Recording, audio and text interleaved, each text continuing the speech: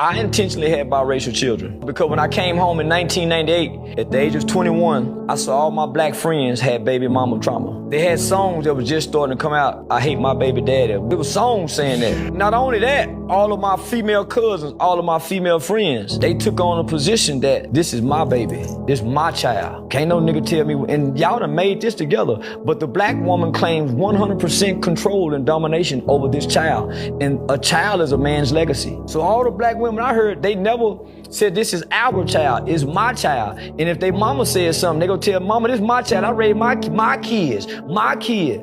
And if the nigga got something to say, no, nigga, I carried this for 9 months. Bitch, I carried him in my nuts before he got to you. So the black man is robbed of his legacy through the baby mama. When I came home, every nigga I saw and knew was not co-parenting responsibly with a black woman. She wouldn't allow him to. She had full control over the kids. If she didn't want to get a kid the last name, the kid didn't get the last name. If she wanted to say this another nigga was the daddy, the another nigga is the daddy. The black woman is not gonna let you have 100% control of your legacy. She's gonna diminish it. She's gonna destroy your legacy. If nothing else, assassinate the character in the eyes of your children. You could never be a superhero to your kids because you can't override what mama say. I don't give a damn about you tell your daddy. Not only is the mama gonna say that, the grandmama and them gonna say that too. It's triggered thoughts, where the real ones speak. From the blocks to the boardrooms, every truth unique. Geniusman, Verbz, divine lady 23. Shaking up the system for the world to see. It's triggered thoughts. Listening to Triggered Thoughts, blood. Alright. Yo, people. What's going on? Welcome to another episode of the Triggered Thoughts Show. I am your man Verbz. Myself, the official Geniusman. And your girl at Divine Lady 23. Hey, hey, hey. Yes, people. So let me just quickly ask how you guys are doing. Yeah, I'm doing very good, you know. Thanks for asking yourself. Yeah, I'm good. And you, this Divine Lady, well, go on. Bless. You guys good? Yep, all gravy around there. Yeah, so man. You ready for this topic? I am. Yep. Alright. So I'm gonna call this baby mother trauma. Obviously titled off of the video this Charleston White geezer has spoken about, the clip we just heard. Guys, man, Charleston White is a very controversial character for many reasons. He's all over social media, you know what I mean, saying the most controversial stuff, mainly aimed at black women. Sometimes black men, but I do see a lot of material that he does that's mainly aimed at black women, obviously negative stuff. Based on the clip we just heard, just wanted to have a discussion about what we think about this guy's, opinions that he's brought to the table on baby mama trauma, because I'm sure you've heard a lot of pointers that he's put in there, and yeah, let's just run with this and let me see what you guys think, man. Who wants to go first, man? And, drop your thing. You know me. Genius always does that, man. God. I think, in all honesty, he does have a valid point. I know some of the women are not going to like me for saying this, but... You have to give them some pointers as to what those valid points are. I do see that sometimes women, not just black women, but we're obviously touching on black women, will use the child as a tool or a weapon against the man. And it's very dysfunctional. I think it's not healthy for the children. And I feel like it boils down to not being able to separate certain emotions. Do you know what I mean? And I just want to clarify that not all black women do that. I don't do that. My baby father or father of my children, has a valid voice in how we raise our children. But it does stem from that whole... It's a cultural thing in a sense where we are kind of told that, you don't need a man. You do hear that a lot. You don't need a man. My kids don't need a father. But do you think that's always been the case, or do you think there's been a significant change? If you're thinking about, let's just say, I don't know, us growing up, our ages, let's just say growing up in the 1980s, 1990s, especially, seeing how, mums operated then till now, do you think that rhetoric has always been in there, or do you think there's been a significant change and it's gotten worse or improved? It's got worse. I think it's gotten worse because we've got all that blue pill, red pill rubbish between men and women. I don't even know how men and women think they can coexist without each other. It's actually really dumb. But then when you've got people using different pronouns and all that confusion, I mean, what do we expect? But I feel like some of it comes from a place of anger when you hear women saying that, because there are some women who have given the man the opportunity to play the role as a father, and he hasn't because he's more concerned with whether he can deal with the mum rather than the child. And if he doesn't have access to the mum, i.e., you know what I mean, then he won't play a role. But then at the same time, I see a lot of fathers who do want to play a role, but if they don't bring enough financial assistance, then it's like their whole rights to being a father has been revoked, which to me ain't right, because I think children need a bit more than just financial assistance. I get that that is needed, but your children spending quality time with their fathers can be of significant value to them, unless the man is obviously dysfunctional or abusive. Then obviously there may be special cases in why you might say, you know what, it's actually not a fit environment for my child to be in.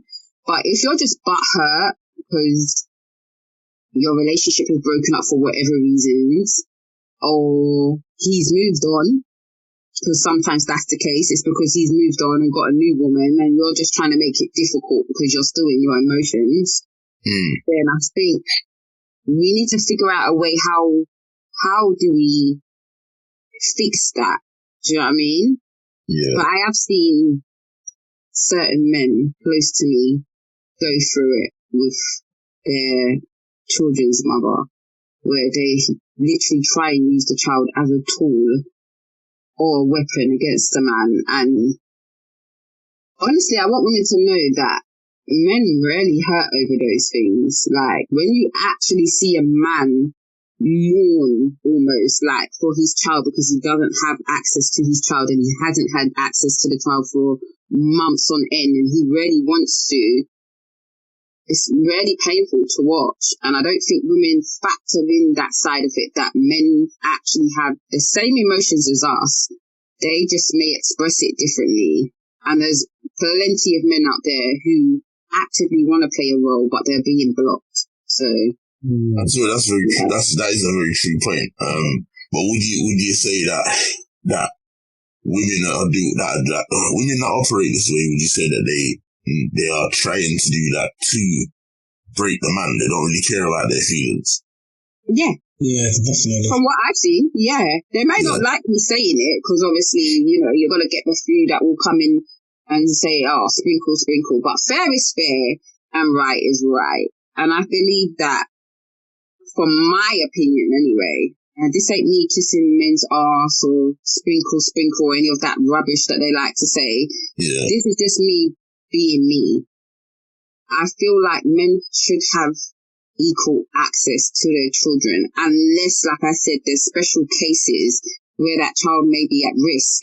Do you know what I mean? Like, for instance, I see a lot of mums trying to put certain restrictions, and I'm like, why are you putting those restrictions when you're only making your life harder? Like, I don't make things difficult with my children's father. For instance, if he said he's coming to drop them back at 7 o'clock and he doesn't happen to drop them back at 7 o'clock, to me, I don't make a big deal because nothing's happened to them. They're with their dad. He's an equal parent just as much as I am. So why am I now going to create a scene because, oh, you said you're bringing them back at 7 o'clock and you're just looking for something to poop on. When if you just relax You can actually have really healthy co-parenting relationships with the other parent of your child. And that's the way it should be, because you got to think long term. Don't just think now in your feelings. Think long term when your child's older and they have so many special events. Are you going to want your child to have to pick between their parents who they can have at their special event? You know, who they're going to be around at certain I would never want to put my children through that, because they shouldn't have to pick between me and their dad. Their dad is their dad. And without him or without me, neither one of us could have made them. So, I don't know. That's just my opinion on it. And that's very good opinion. I've seen men personally hurt over women trying to be spiteful, because that's what it is. I'm going to just say it. I'm going to just keep it a buck. You're trying to be spiteful some of the time when you really check it, you know, and you're in your emotions for whatever reason. Maybe the man hurt you. Maybe he cheated, you know, and left you for someone else. It could be a multitude of different things, but you need to know how to separate that from the relationship that the child has with their father, because in all honesty, it is two separate relationships, you know? Yeah. And if you have someone who is willing to try and work together, then do that for the sake of your kids, because they're the ones who will suffer in the long run. 100%. Still. I like that point still. Very well said. You know what I mean? Genius. So, let me flip this on you and then get Divine to speak on it. So, obviously, Divine spoke about the examples of how some women operate when, you know, they're not with their child's dad, and the spiteful things that they would do. What about the women that are actually in a relationship with a child's dad, and they are presenting or displaying examples of what Charleston White was talking about, in terms of they have a baby and they say, you know what, the baby's taking my name, not the dad's. Do you know what I'm saying? Or, for instance, like, the dad sets some rules. You know, both parents usually set some rules, but, you know, dads are usually quite assertive. Well, most of them anyway, not all. Do you know what I mean? But they usually have their set rules where they're quite a bit of a disciplinarian, innit? And if they set certain rules and that, the mum rubbishes those rules of the dads or dismisses those rules to the children. Do you know what I'm saying? And to the point where she's doing it in front of the kids. What do you think about, what's your opinions on that type of example and that type of relationship setup? Well, for one, it shows the lack of respect for the partner, for one. If you're doing these sort of behaviors in front of the child or children, that ultimately is going to allow them to lose respect for you, if they've had any sort of respect for you. There needs to be equal in terms of whether it's discipline. You have to be one accord, because where there's any, you know, there's a gap. One accord. I hear a lot of people saying that, but is that really possible?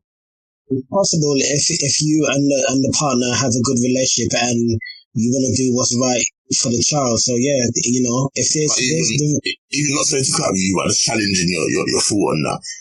Even though you're saying that it's possible if you both want the best interest for the child, they're two individuals. So if they're two individuals, I'm thinking about, if you think about all the married couples, all the people in relationships that have children together, the amount of them that there is, do you believe that there will be let's just say a 50-50 demographic of them that want the same thing for their kids, so they both respect each other's rules? I'd like to think that's the case, but I don't think that's true.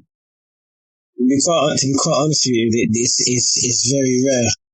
You know, you're on exactly the same page as your partner with rules. To be honest, it is rare. But, you know, even in my household, like, my missus will say something, and, you know, there's been times where I'm like, you know, let them watch TV during the week, and then... You see, there you go. You know, but you see, one thing is... Compromise. So what I'll do... But there's nothing wrong... There's nothing wrong with compromise. Hold on, sorry one sec. There's nothing wrong with compromise, because you're right with that point, and I'll let you say your thing in a minute. But, like, that's when the two of you come together and be like, look, I know you said this, away from the children, you know. I know you said this rule and blah, blah, blah, but I think today I'm contemplating on letting them do this. What do you think? How many people actually do that, blood? They don't. Very few. Very, very few. You see what I'm saying? Yeah, very, very few. I had to learn the hard way. Go on, say that again, go on. I like to learn the hard way because when there's things that have been put in place,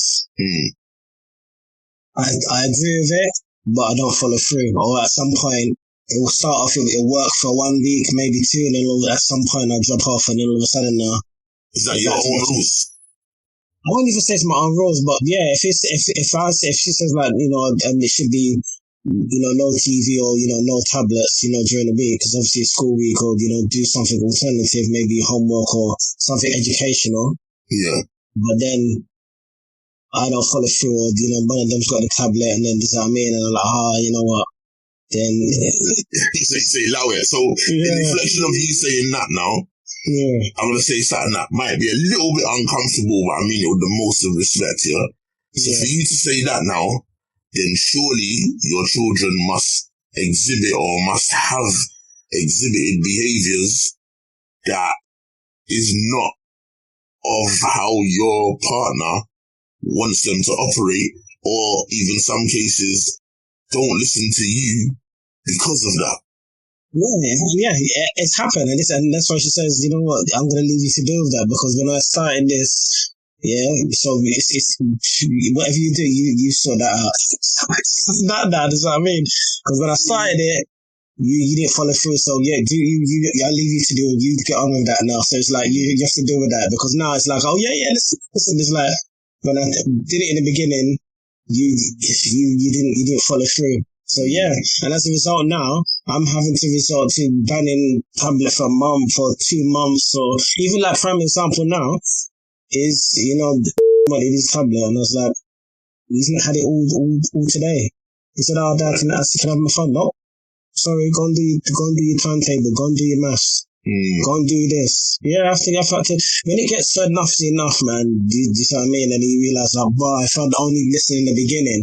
And that's why I'll say as well, Verbz, on this, is that if you're someone that can admit that you've gone wrong at some point, or as Devon said, if there's like a level of compromise, and you can sit down reasonably and say, you know what, let's try and work together and you know, act in the best interest of the children, because at the end of the day, what we set out for them, at the end of the day, it's in their best interest.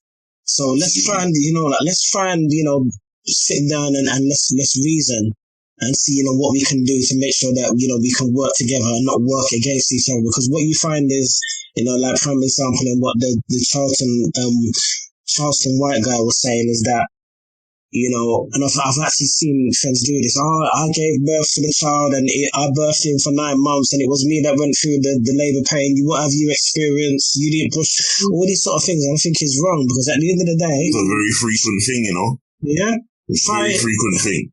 Yeah, Divine, clap with one hand. Let us see. Clap with one hand. You can't. Yeah, exactly. That's what I mean. You raise my eyes like, okay, it's very obvious we carried the baby. We know that. Like, you know. But they use that as their tool to get control. Yeah, it's bad. It's bad.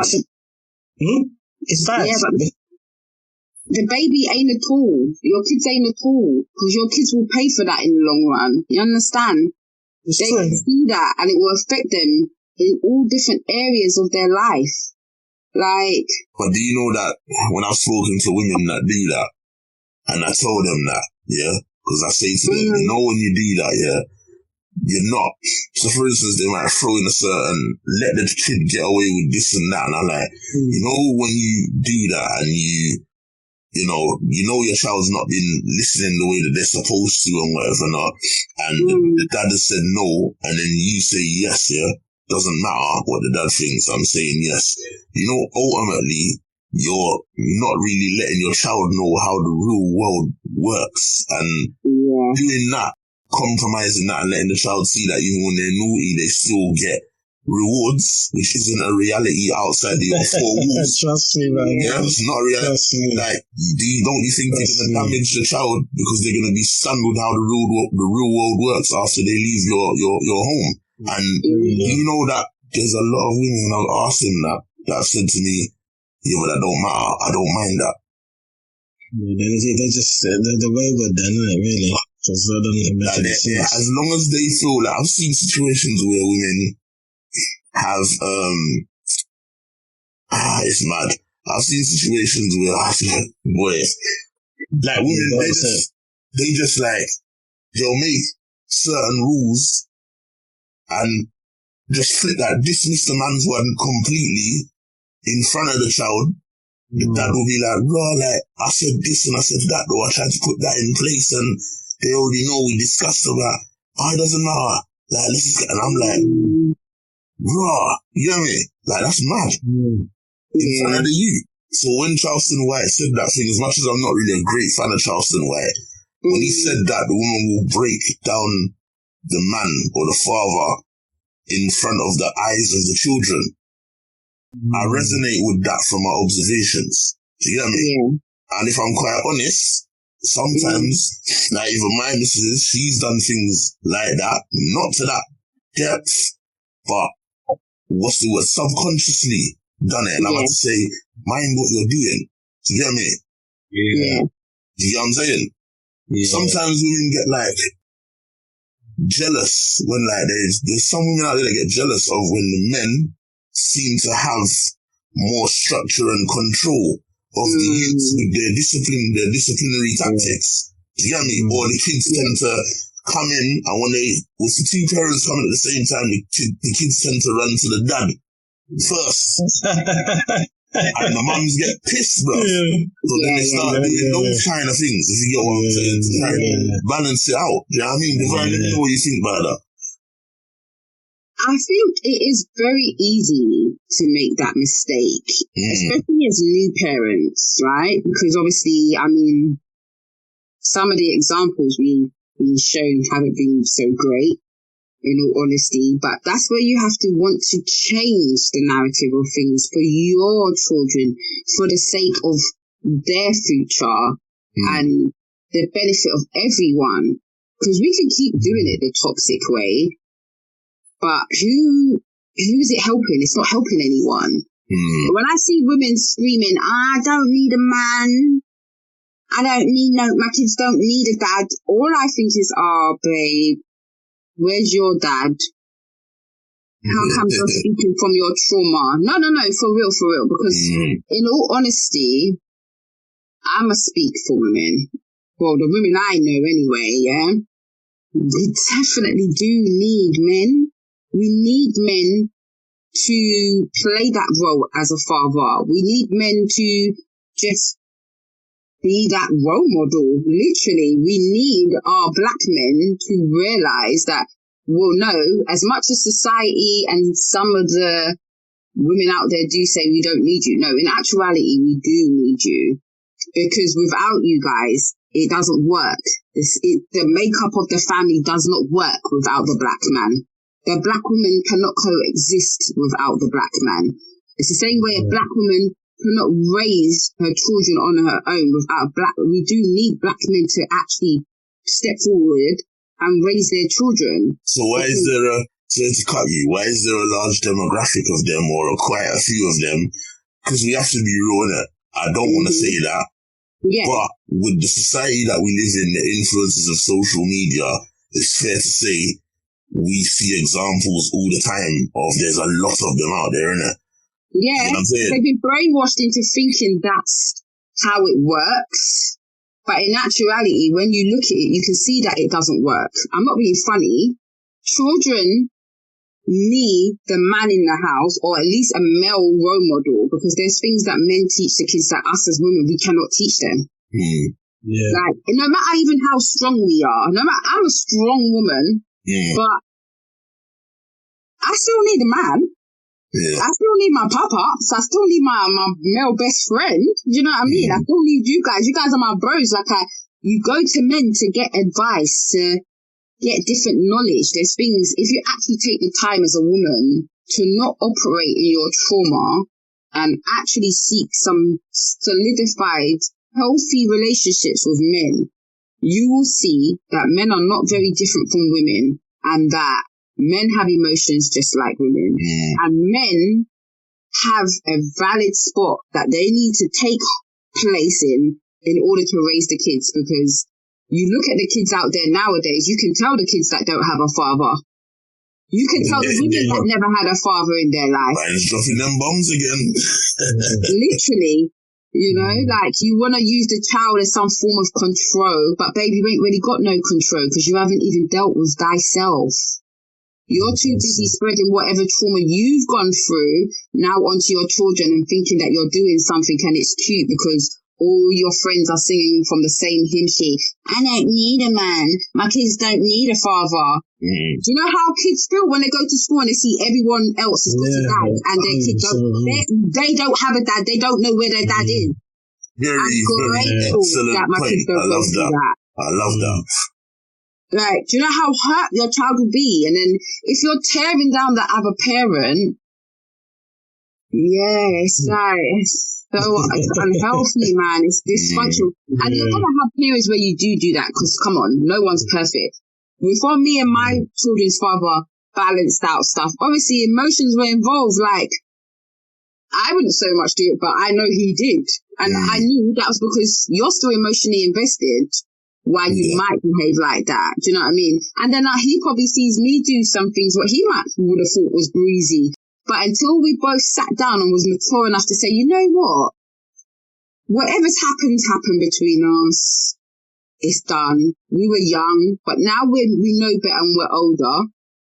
I don't hold it against you. I hope you don't hold it against me. And let's do what's right for the children. Because it ain't about us. It's bigger than us. Literally, why do you want your children to suffer the same pain and feelings that you suffered? Make it make sense. By brainwashing them and telling them that they don't need the black man? We don't need our black men? Really? Who's going to protect us? Big point. Who's going to guide us with certain things? There's certain things that black men can spot quickly that we don't spot. You understand? But we don't like to hear it because we're too rascal ignorant. That's what it is. And you want to listen to your girlfriends. But sometimes you need to check what girlfriends you're listening to because, baby girl, misery loves company. Can your friend even keep a man? Does your friend keep me don't even have their father around? No, you have to look at all those things. You understand? It's speaking facts. It's just so toxic, and it does stem from back in the days, but I think now it's more pushed out there because we got the social media and all those different platforms that people use to out their baby father that he's not paying his child support. And listen, remember the feminist movement as well, you know. There's certain things me and my baby father have gone through no one would know unless you're in my close circle. You know why? Because when I tear him down, all I'm doing is tearing me down. And if he tears me down, all he's doing is tearing himself down. And then in the mix of that, we're tearing down our children. How is that going to help them? Then they're going to be growing up to go into dysfunctional relationships too. I want to see my kids get married and stay with the partner that they have their kids with and have kids with one person. All this spreading seed here, there and everywhere. It's so dysfunctional. And it hurts me because I feel like we don't tell our black men enough how much we need them. We don't tell our black men how much they're valued. We don't tell our black men how much we respect them. And it's not good. It's bad. It's very, very bad. So I just don't conform to it. I can't lie. I just think it's Well, Genius, I feel like we're going to have to padlock the vine to the table or something, because I think people are going to try and tease her from the show. You know, like, I want men, especially our black men, to know that they are valued. Like, you are needed. Your kids need you. Whether you're just going to pick them up from school, do you know how happy your kid will be just you picking them up from school? You don't just have to have enough money in your pocket. Just go and kick football with your child. Take them to the park. take them swimming. There's loads of free activities you can do. I know my children's father, he educates himself like that. He used to take my kids in the summertime, take our kids swimming, doing bare things, free activities, even send me the activities. So if you have a dad who actively wants to play that role, give him that chance. And down the line, if it's money that's an issue, hopefully, if you work together, he'll be able to get to that point where he can assist financially. But don't just base the relationship on that and that alone. And stop feeding your child negativity about their dad or their mum, because in actuality, it just says a lot about you because you picked that fucker straight up.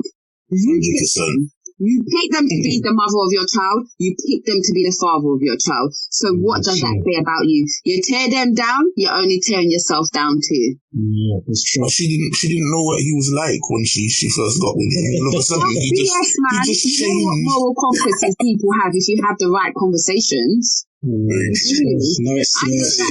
me and my children's father didn't work out. We have very similar moral compasses. Like we both believe in God.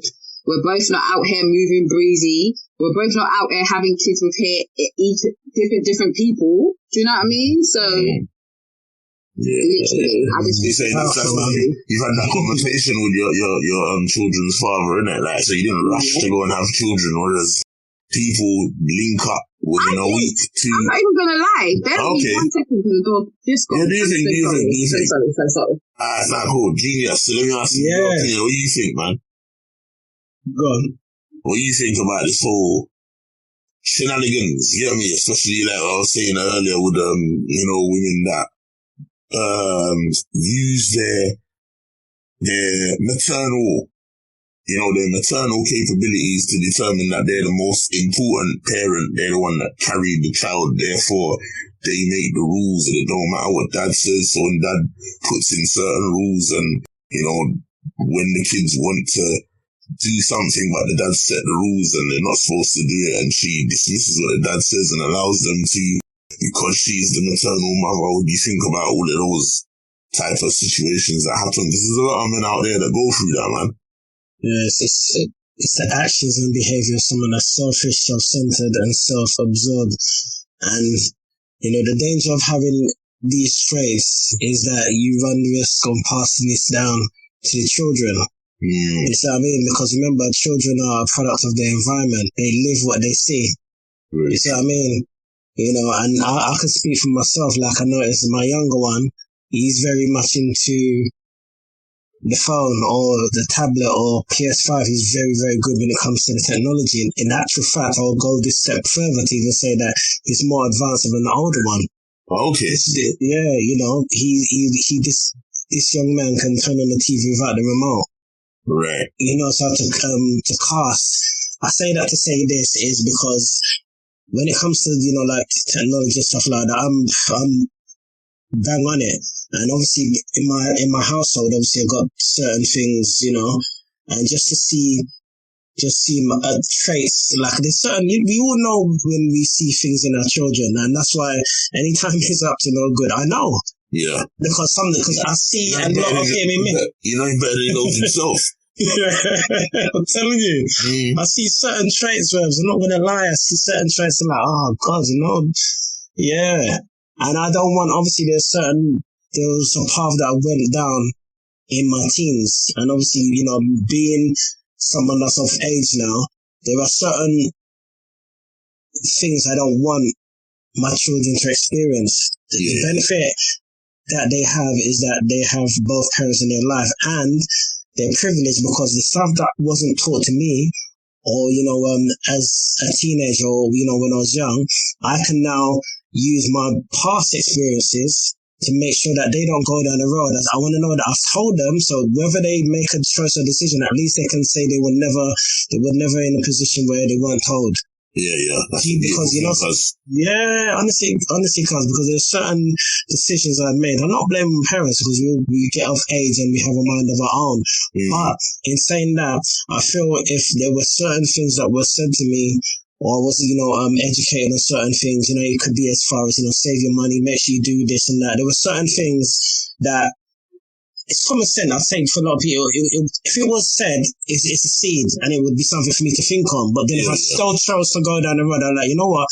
Actually, my mum did say this to me, or my dad did say this to me, but I chose to do it. Just what I mean? Then it's a completely different thing. But now, the stuff that I didn't experience, as a young man, I can now, just reflect back and remember, hold on, you know what? This wasn't taught to me at this age. So let me now make sure that, or I start to tell them the importance of saving, making sure that, self-value,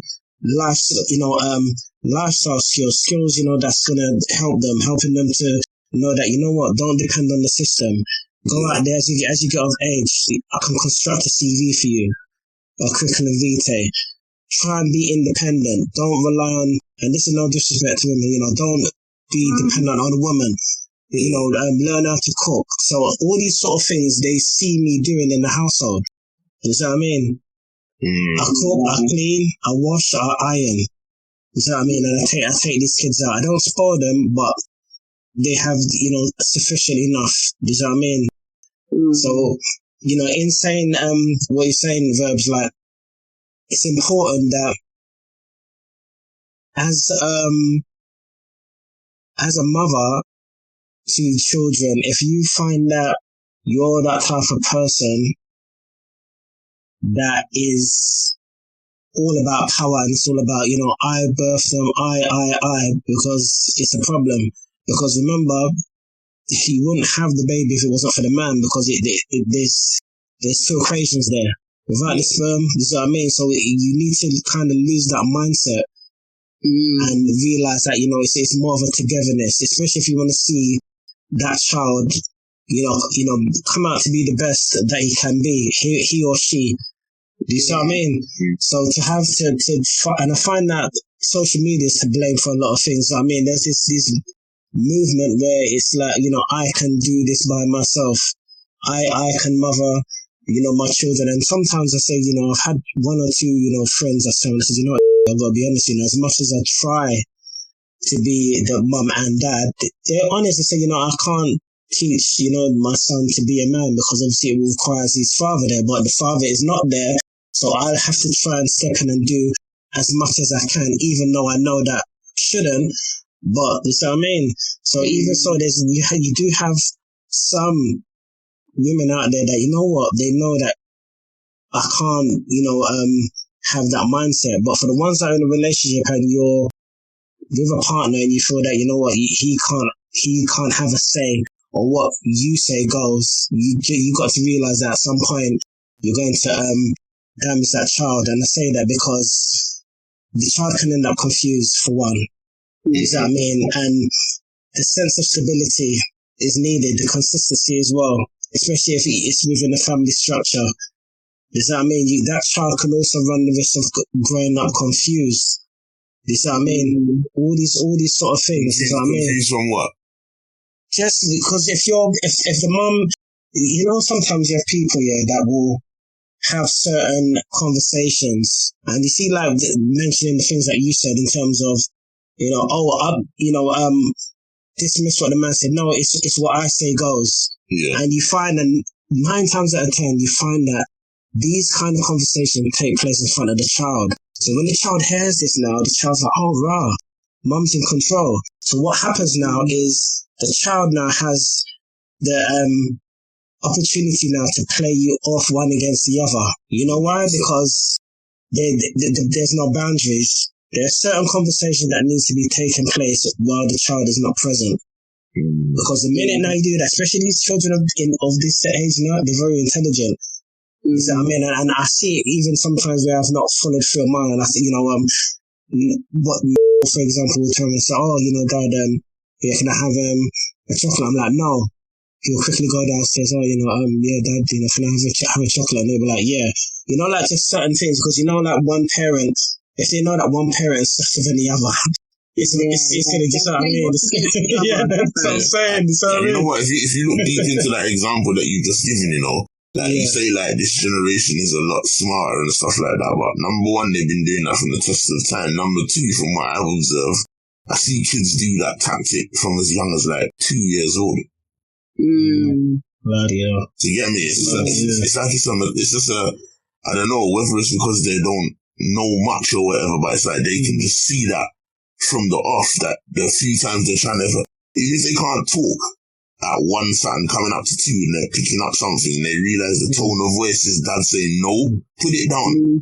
You get me? They'll put it down and they won't touch it when dad's in the room and they hear that vibration from his voice, you know. But when it's the mum and she says, oh, put it down, and he'll pick it up. You know what I mean? Because he knows like, okay, you can have it then. From young, they're able to do that.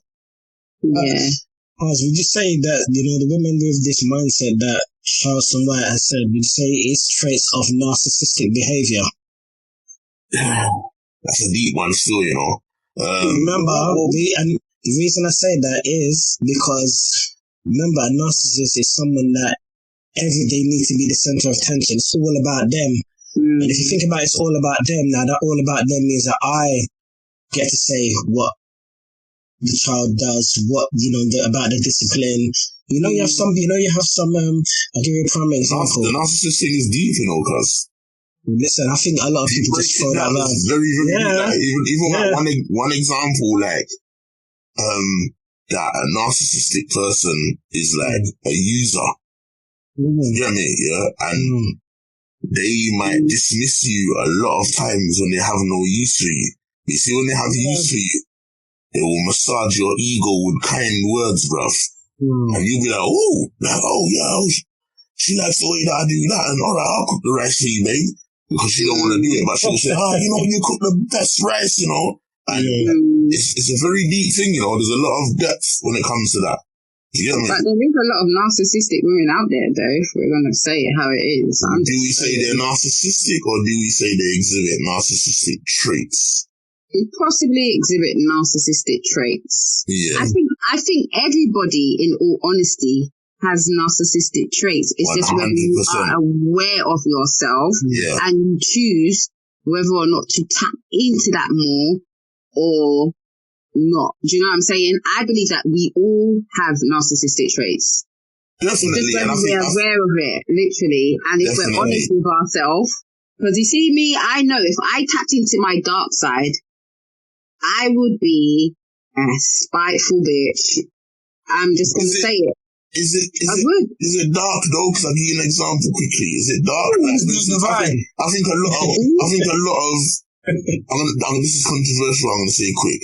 I think a lot of women especially have the capacity to show narcissistic traits more so than men. And I'll give you the example. A woman driving her car, the puncher stops on the side of the road, and she will display a certain behavior to encourage a man to help her change the tire. A woman that wants to drive a driving test, will dress up a certain way, maybe not all, but there's some that dress up a certain way to look sexy for the instructor. They're not going to do nothing with him, but they know that he's watching her in order to make sure that when it comes to test day, just pass her. Do you get me? Like, all those things are reeling in people, so you get, and I think women are very good at that, Of course, we are. You get me? Like, I'm not one of those women that's going to sit here and be like, no, we don't do that. Yes, there are some I'm telling you. Very, very calculated. I know if I wanted to be a calculated person, I could. It's just that I choose not to be. Do you understand? Like, 100%. Just like some women know they're cute, they got a nice body, they'll use that to their advantage. 100%. I know I'm cute, I got a nice body, but I choose not to use that. That's what I'm saying. Yeah. A woman that is a mum could very easily, if she's got kids with, say, two fathers, she could quite easily get those two fathers to come into loggerheads and fight quicker than a man could make two of his kids' mums do it. No, I don't know if I agree with that. I think so, Alright, tell me why. I'm not saying they would do it, but I just think if they wanted to, they could. Do you get me? I think either gender can do that though. I know what you mean, because women have a way that we can tap into certain things, isn't it? So yeah, like a woman could how can I explain? So she's got 2 kids' dads, yeah. She could say, when my baby father comes round to pick me up, he makes me feel like this and I feel vulnerable and I don't like it, and that man, the other one will get vexed and be like, let me go and lick him down. A man can't do that to his women. What he can do though is use the 2 women's womanliness against them, because a lot of times when there's 2 women, there's rivalry. Yeah. So he can use that against them. That's why I'm glad we're the only one. Do you know what I'm saying? Yeah, cause babe, I ain't got time. You understand? And the thing is, you do have to I just think even with that situation, right? Like, if my children's father, for example, now went and had kids with someone else, I'm cool with that. Like, your kids can even come to my house. Like, sis doesn't even need to be threatened by me. Do you know what I'm saying? Because it's not even one of those situations where we're still dipping in the honey pot. It's never been that. Whereas you do get that situation as well, why sometimes the mum is vexed, and then the only thing she can result to is like, you're not seeing him or not seeing her because you came last time, you dipped her in a honey pot, and then you ducked out, you didn't really take care of your youths. That happens a lot. You know what I'm saying? There's all that as well. So, yeah. And then fighting each other like, babe, I don't care if you're the first or the second baby mother. I don't really business. But you get some women who hold that kind of like a trophy, innit? Like, well, I'm the first baby mother. I was here first, and he needs to take care of my kids first. But ain't they siblings though? Shouldn't all the kids be taken care of? Do you know what you sound like? It's like, Sometimes you even get a woman that's the 3rd baby mother, and she feels that she's more special than the rest. Like, he's gonna now all of a sudden change and be with her forever because she's the privileged one. Yeah. It happens. And all that fighting the other baby mother, and then the kids don't get to see each other, build up a proper sibling relationship. It's very unhealthy. See, that's when the women get into their womanliness. Have you got into any fights with any of any women divine ever in your life? Yeah. You never fight women over a man. You never ever fought anyone over a man ever. Never. That's just not my style. Because to me, I'm not being funny, I'm not on the Sheila and Barbara thing. You can't call me Sheila. No, you know what? No worries, Barbara. That's your man. You don't even have to fight me over him. I'm so sorry because my door has gone again. I don't know what's going on. No, do you think? What made you ask her that question, Genius? That's a bit of a bad one. No, do you know why? Because obviously it's good to just, find out if people experience certain things, you know what I mean? And it'd be interesting just to see if she's experienced that, because she mentioned that obviously, some women could easily, be intimidated by other women. It's natural.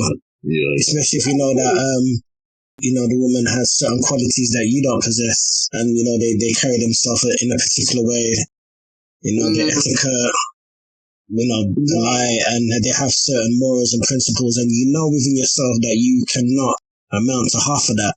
So it becomes a problem now. Some people, they go deep with it. They're like, firing shots, Huh? It's true. No, do you know what it is? Because you have some people, they have conversations in their head, and they're like, oh, you know what? Who does this girl think she's better than me? And all these things is because they see certain things within that individual that those qualities they don't have in themselves. So they then think, oh, you know what? I wonder if he might find her better than me because she's got this. And these are the kind of things that go on in people's heads and others. You might not. Nah, but some people, not at work.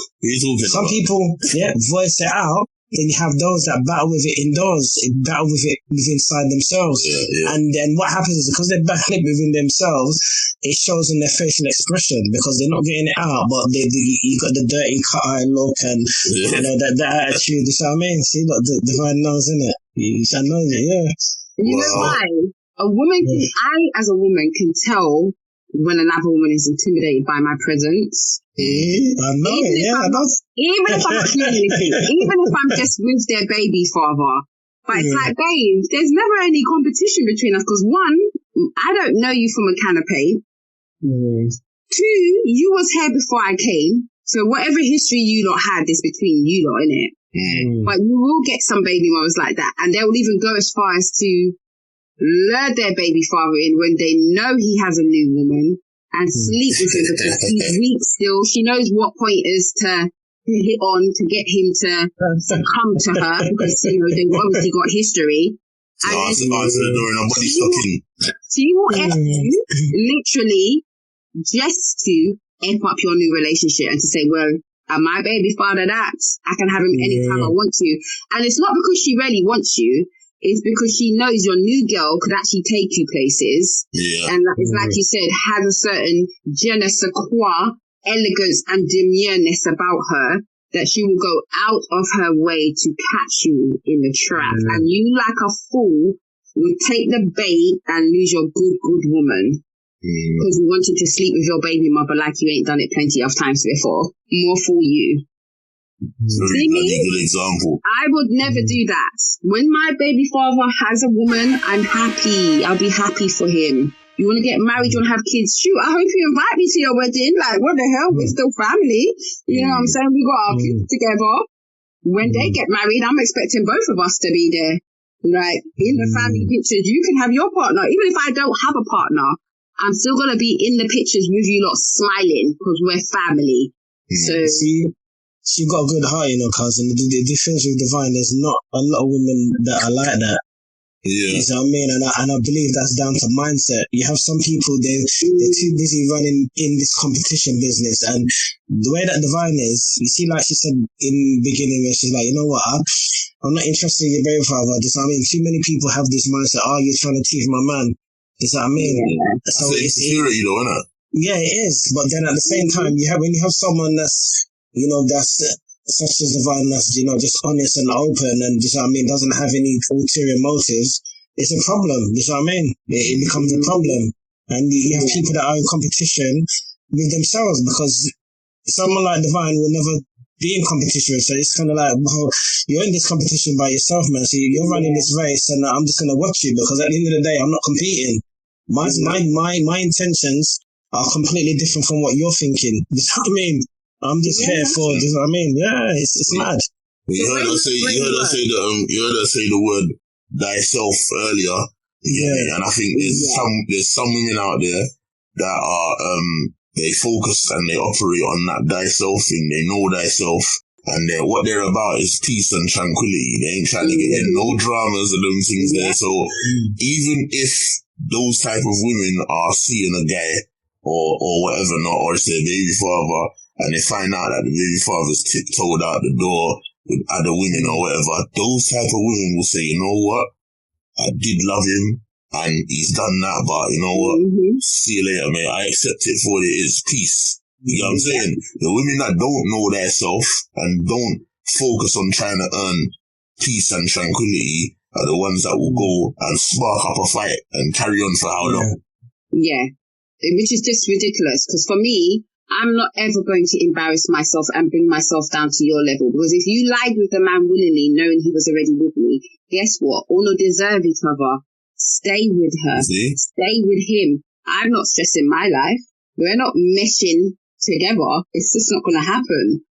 Do you know what I mean? And I find that you, like I said, you will get some women who will purposely sleep with their children's father and do certain grimy things just to say, well, I can have him anytime I want to because he's the father of my children. But it's not because she likes you. Don't get it twisted. She just wants to fuck up your new situation because she sees that you're growing and that woman possibly could take you places where she couldn't take you, like Genius was saying. And she wants to dead that because she ain't probably even found anyone. And how's it going to look if you find someone before she finds someone? It's going to look like she's the problem in the relationship, isn't it?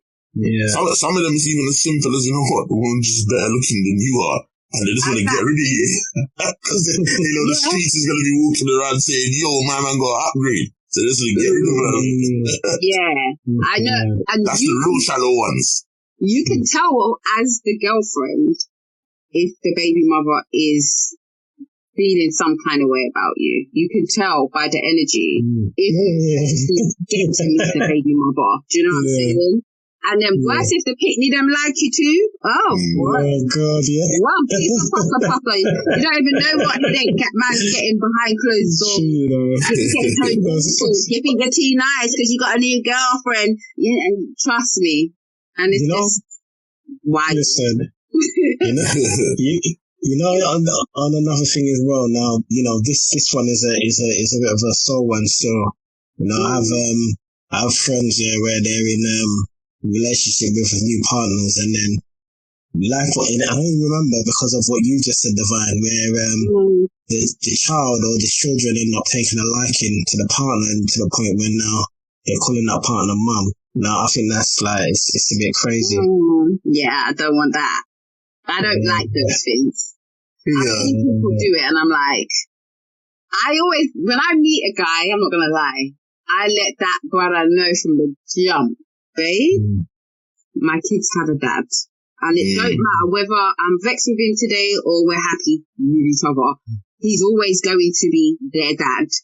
I let the man know my kids are not ever going to call you dad, because that's a big disrespect to their father. You understand? Let me ask you a question, just quickly on that note. Would you say the same if the dad was just not around, not active? Yeah, they have a dad. Oh, okay. Either way, they have a dad. They can call you a cute nickname, but in actuality, you're not their dad. Yeah. No offense, you can play the role, but you're not their dad. Like, whether he's there or not. And if my children wanted to call the man dad, I'd be like, how is that will that affect you in the long run when you're older? Are you old enough to even make that decision? Like, I personally don't think that a child should have to call a step-parent dad, and unless they want to, but personally, my kids won't be calling no step-parent dad. Yeah, I agree with that still, but like I said, you might be with somebody for years, they're a good person, they're playing their role and them kind of things, they ain't forcing that, and the youth, because remember the example that I think Genius gave earlier, or maybe it might have been you, Divine, about when kids go to school, and they ain't got no dad and how they feel. That's when you tend to find that kids, when they start getting into the school system, like, they understand what the family setup looks like. And then they feel inadequate when they realize a lot of their classmates, their dads are picking them up, or their mum and dads are picking them up, and they ain't got that. Do you know what I'm saying? So after a while, they might get to a point where they might call your partner dad. You know what I mean? And they're like, I haven't got no one, so that's what I want to do. Do you know what I'm saying to you? I mean, different strokes for different folks. Yeah. You know what I'm saying? I'm like, it works for some people. I know some people who had excellent stepfathers. Yeah. You know what I mean? And maybe their dad passed away, or he's not around for whatever reason. Do you know? So I understand that one way doesn't work for everyone. I just know for me, when I meet someone, I just let them know, bro, my kids are never calling me dad. They haven't. Sorry. Yeah, that's fair enough. Because I know my baby father's not going to have my kids calling someone else mum. Yeah. That's what he's there though, he's active. Do you know what I'm saying? And I understand you're saying even if they're not active, you still wouldn't do it. But I'm just saying if they're active, there's no way. I'm against it, personally. Yeah. I'm against it, you know? I do see women doing it, and like I said, different strokes for different folks, you know. But who knows? Maybe if you weren't around, who knows? We can say, nah, I would still think this way, but you actually don't know. I just think it's how it's done. I understand why you say that you wouldn't do it, but I just think it's how it's done, innit? Like, I've seen footage on the internet with a lot of people saying, nah, man, never would I let my child call their stepdad dad or rare, you know what I'm saying? But sometimes, you know what, you have that conversation with the child, and the child knows that that's their stepdad, but they just want to call them dad for comfort purposes. You know what I'm saying? But if it's a thing where you're saying it's the dad and he's got dad or whatever, then that's a madness. But I'm saying sometimes the kid, even if you don't want the kid to do that, the kid might just say, but I want to do that because I really look up to this person. They've been in my life for 10 years plus. They showed me things that my dad, who is supposed to be around and isn't, has never ever showed me. Why can't I give this man the credit? No, you know what? I'll be real. Like, I might even sound like a hypocrite because I don't call my mum's fiance. My mum had a fiance before she passed away. And no word of a lie. Rest in peace to your mum, man. Thanks, baby. He is the best dad that I could have asked for, because my dad ain't around. My dad dips in and out of my life. Right. And then the stepfather that I had growing up, he molested me. Now, I've only known my mum's fiance for the last 3-4 years, but I call him Pop-Ups. That's a safety word, though, isn't it? But really and I call truly, him Pop-Up, but you see the connection with him? he is the dad that I wish that I had when I was growing up. You see? Wow. You see? He is the dad. I feel like he even has earned that title, Dad. Literally. Because the things that he's done for me in that short space of time, and the role he plays as a father, I've never had that. So was he supportive to you when you went through all of the madnesses and stuff? After we met when my mum died. Can you imagine? Oh, is it? We've been like that. Right. Like that. So he's checked in on you and all those things after your mum passed. We're like that. Let me see, and I bet you got family members that ain't checked on you and that. Yeah. I haven't seen my real dad in 2 years. Wow. Do you know where he is? I know roughly about whereabouts he is, yeah. But because he's got mental health, he gets in and out. And that's why I say to women, don't deprive your child of having a dad, because in all honesty, as a big woman, that was a massive void in my life, not having a father.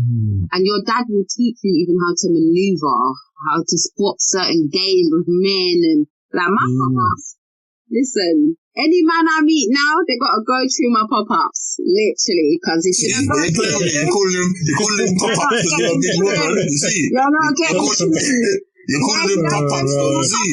It's good, but I like it. That's good, but you see what I'm saying, Lord Divine? Like, you call them pop-ups, but you're looking for, you're not looking for, he's giving you support like a real dad. You know what as well? Naturally, if your dad ain't around, a child's dad ain't around, whether you say somebody can call your child can call them dad, or whether you don't, the reality of the matter is a replacement is always gonna be something that your child is gonna look for and you know what I mean, and cement. Whether that's the teacher at school that spends time with them, whether that's the youth worker, whether that's the neighbor that checks on them, bro, what you saying? Or they're always gonna find a replacement. Because it's a natural thing. Yeah. You see what I'm saying? Like I said, different strokes for different folks. I personally chose not to allow my children to call another man dad or father because they actively have a dad. Yeah, understandable. But I cannot sit here and say 100% that if he wasn't around or he wasn't alive, God forbid, that I wouldn't allow them to call someone else, because they have their own mind at the end of the day as well. I don't think they should be forced to do that. No forcing. No. But they do have their own mind. I can't say 100% that, no, never. Do you know what I mean? But as for now, no, I wouldn't let them, personally. You know? Do you know why I mentioned that? There's a few people that I know, and one of in which where a friend of mine got angry and turned and said, I do not want my children going around that person's house. Is that the stepdad? Huh? Is that the person's boyfriend or something? So basically, so he's got a new partner now, innit? And before she was, she's not a jealous person, she was fine with it, but then the child started to act a certain way now, and it slipped up that, she's been calling the girlfriend mum. And, the girlfriend kind of accepted it, and it caused a massive problem, man. That's the thing is, that situation though, you can't hide it, because the mum's there. Then the kids go into the other youth's yard, the dad's yard, seeing this other partner and calling them mum, whether that's by force or through choice. That child's gonna go home and say that to the real mum. But do you know what happened? How this come out? Because there was an argument that took place at home, and she goes, doesn't do this, talk to me like that. And so then it then now sent my friend into like a fit of rage, like, what's going on? Yeah. To the point where, like, she's much nicer, she's kinder, she doesn't. So now, do you know what I mean? There's a problem there now because the child now is more feeling the fake mum. Do you know what I mean? And it's so, and these things happen a lot, but I don't think it gets addressed. You know what I mean? I think that, if you do get involved with a partner, I feel that, it needs to be, there needs to be a discussion that's had. Yeah. Because the thing is that I've known people that have lost their lives for just just things like this. Yeah. You know what I mean? You have some women, they will go as far as killing you, and they don't mind spending the rest of their life behind bars because they've got that self-satisfaction that, you know what, they've still got this mindset, even though they're not with a partner. If I can't have you, no one can have you. And I always say to people, if you're in a relationship where you hear someone say those words, do not take those words lightly. Yeah. Because what is going on in that person's head? Now you got to be real. Oh, you're right. That word is just given. Nah, that's facts. I've heard that a couple of times. You know what I mean? And a lot of people just smile it off. Someone that was, one particular time I heard somebody say those words, and that person was a simple person that said it about one of my brethren that she fancied, and she showed man like possessiveness right from those words came out of her mouth. Mm. You know what I'm saying? It's a dangerous word, man. Possessiveness. Yeah. That's a spirit, man. That's definitely a demon, because, you know what I mean, for you to come and say, and you got to go deep with it, what on earth possessed you to feel confident enough to turn around and say those words, telling someone with your bright self that if I can't have you, no one. Yeah, you got to figure it out. I'd say desperate. I'd say what made you desperate enough to say those words, not confident. Yeah, I'm not even gonna lie. I've been running. Have you ever had anyone say that to you? To me? No, to Divine. No.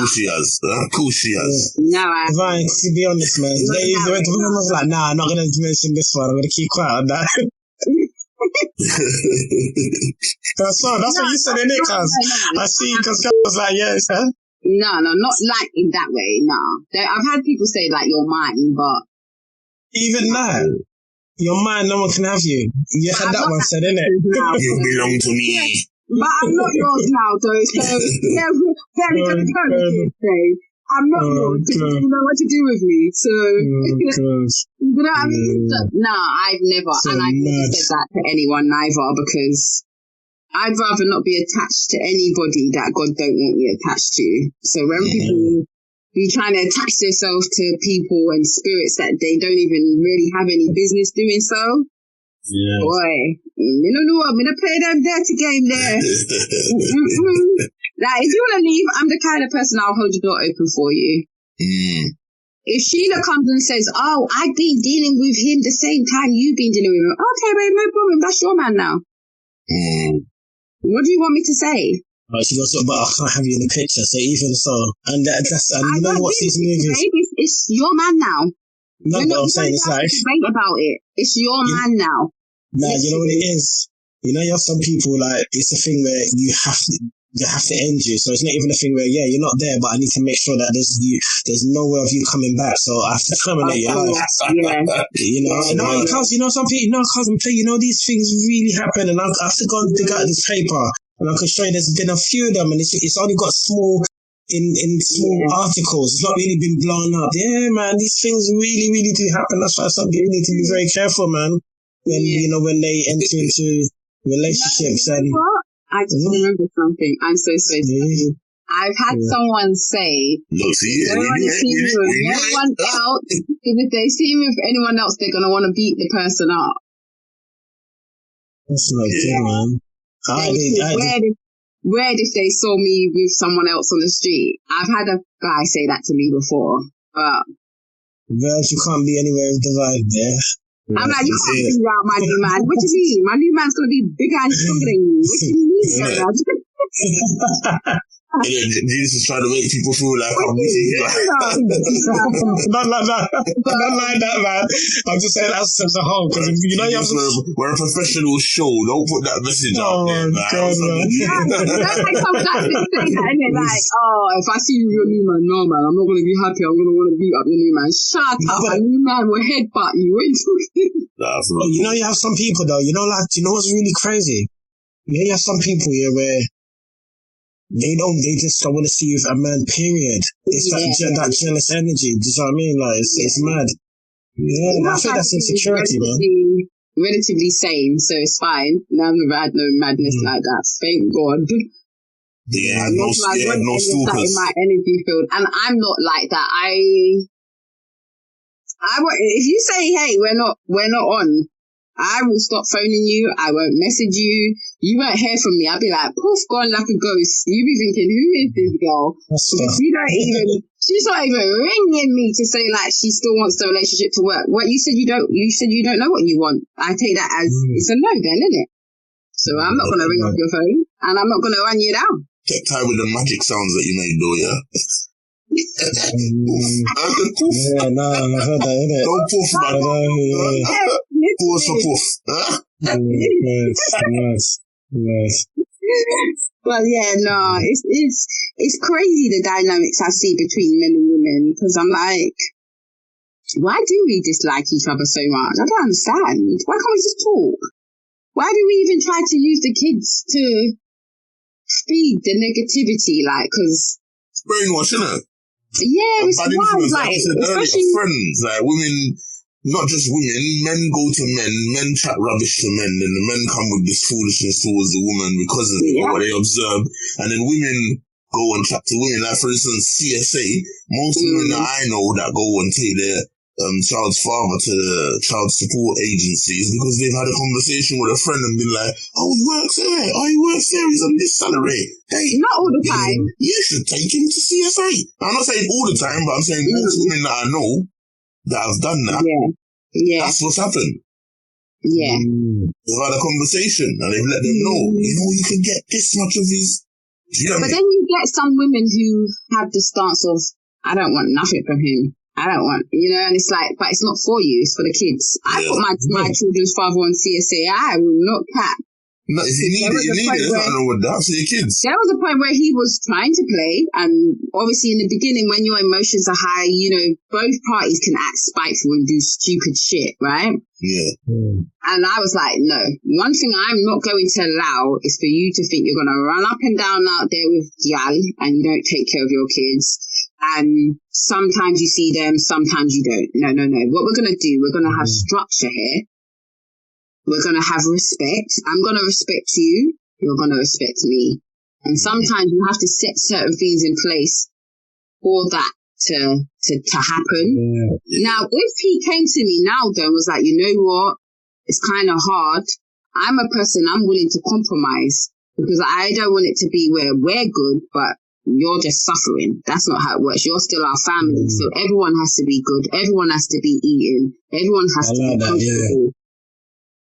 Because if one of us suffers, either way, our children are going to suffer. So it's just make it make sense. 100%. And for me, as a woman who can say I'm not emotionally invested, I'm not in love with you. I don't care if you got a next girl. I don't care if your new girlfriend's prettier than me. Back to sis, she's cute. I'll be like, yes. You understand? But some women don't see it like that. And it's dangerous. It's a dangerous game because the only people who really actually get hurt are the children. Yeah. Yeah, it's true. And big point.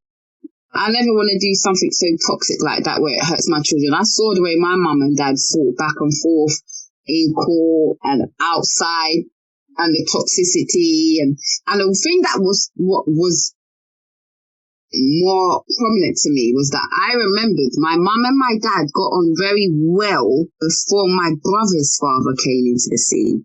Right. So even that, ladies and gentlemen, be very smart about the new partner that you bring into your life and don't let them poison you against your children's father or your children's mother.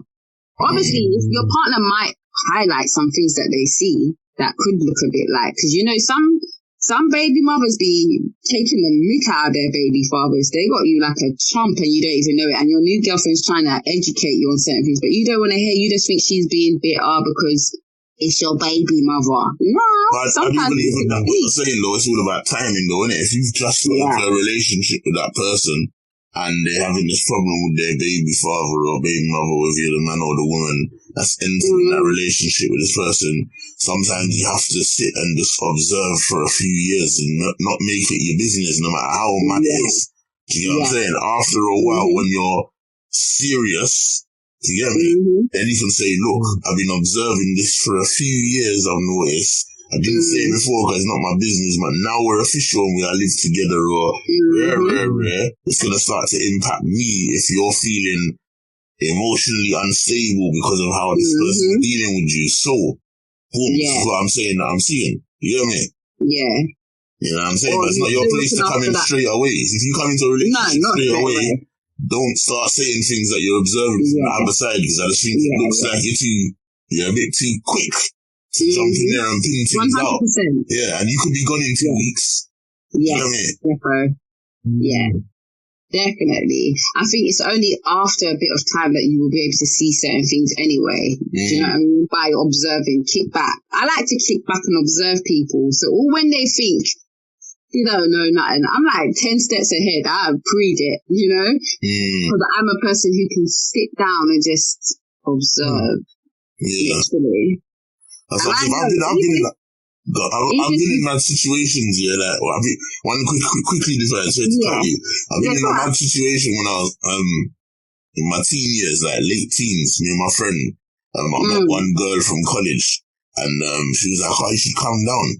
So I went to her house a couple of times, then one other time, I told my brethren to come with me, and we were jamming in the yard watching football, and she ordered like a pizza. I was just jamming and eating pizza, watching football. She was in the kitchen cooking, innit? And then I heard the key come through the door, blood. I said, "Raw, what's that?" You know what I mean?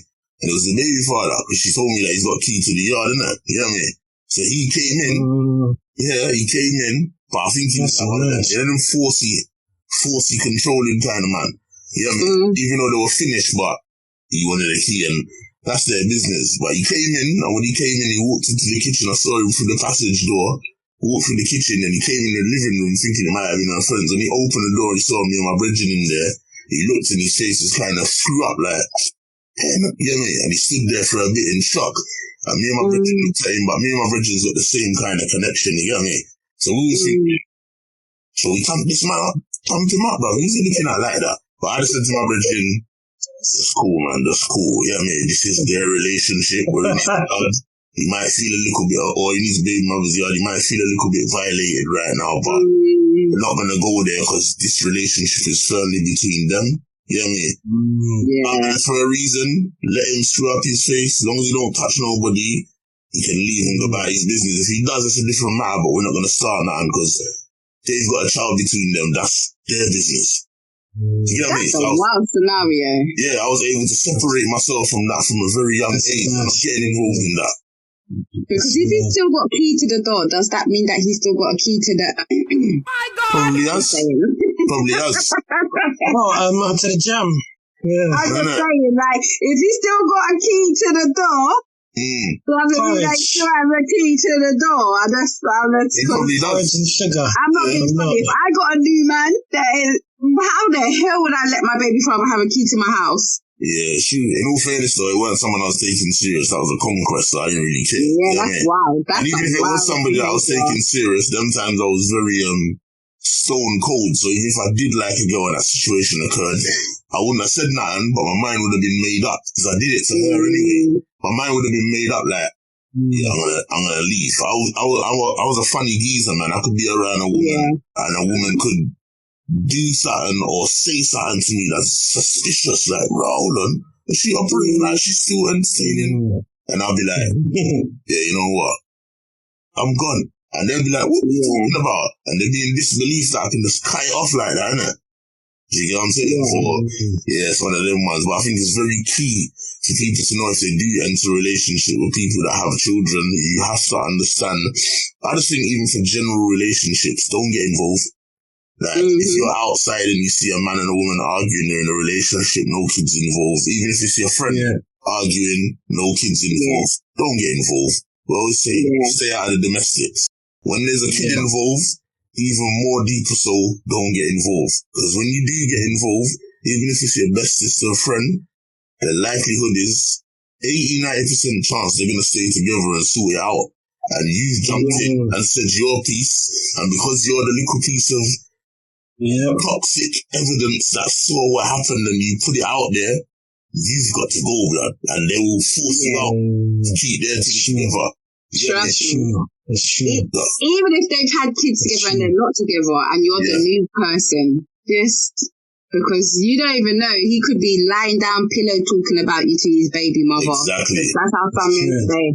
Exactly. And some women stay like that too. Do you know what I'm saying? So you don't know how they're pinning you lot off against each other. Me, I don't take that bait. I don't take it because I don't know sis from a can of paint. So why would I have an issue with her? What? Because you're my new man? No. That's what I'm saying.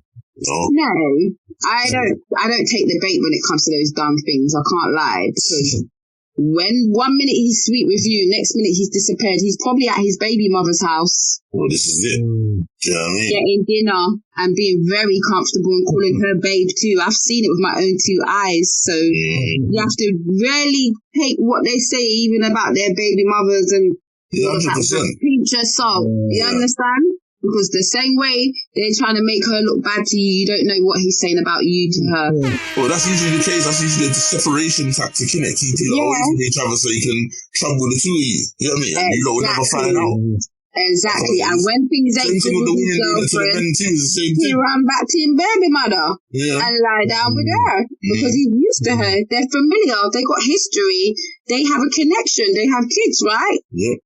Some people don't separate the two. They still be sleeping. They still think they have rights to sleep with the parent of their child. Literally, regardless of whether they got a new partner or not. And them kind of grimy, dirty behaviour there, I just can't entertain. Yeah, 100%. And you also have to be careful that when there's a baby mother and a baby mother, baby mother and a baby father are separated and you're involved, man.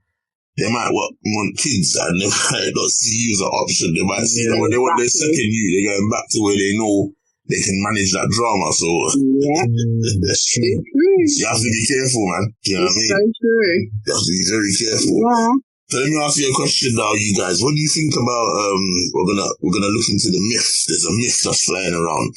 So based on what Charleston White said, let's address the elephant in the room. Yeah?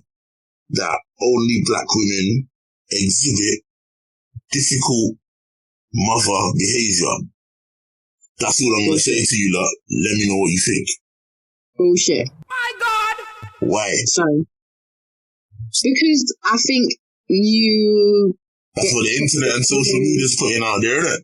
Yeah, they like to highlight that though, because obviously they want to make black people look like they're on the bottom of the hierarchy, but that's not the case. I've seen toxic baby mothers in all different races. You get me? You get some white young that girl with black man and teeth the black man's sperm just so they can have a pretty mixed race baby. If we want to go there, we can go there. It's not just black women that do it. That's an example, mate. You don't need to say no names and give some examples. And then your family goes and watching this mixed race child and they're like, that black bastard or whatever. There's many different scenarios. You have your good women and your bad women in all races, just like you have good men and bad men in all different races. 100%. So to narrow it down just to black women is diabolical work. Because at the end of the day, it's easy to highlight one specific race on the internet. We know this. They do that. It's the same way they do it with black men. They tear black men down. Black men ain't good dads. Black men ain't good husbands. Black men don't go to work. But we know different. You know what I mean? So you can't be so narrow-minded like that. I feel like you have good and bad in all races. 100%. Literally. Yeah, 100%. So why do you think they always try to do it about us? Why is it always us? The angry woman, black woman.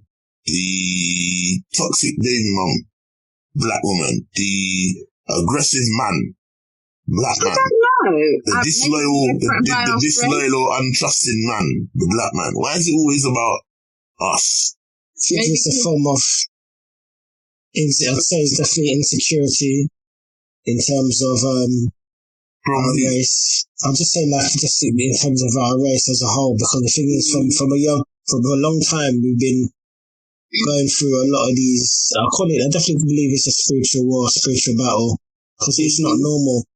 But any time that you have to demonize a particular race, not just in general, and you have to make that race look love and another race, and you put out scandals, you put out a narrative that only portrays the race in a very negative way.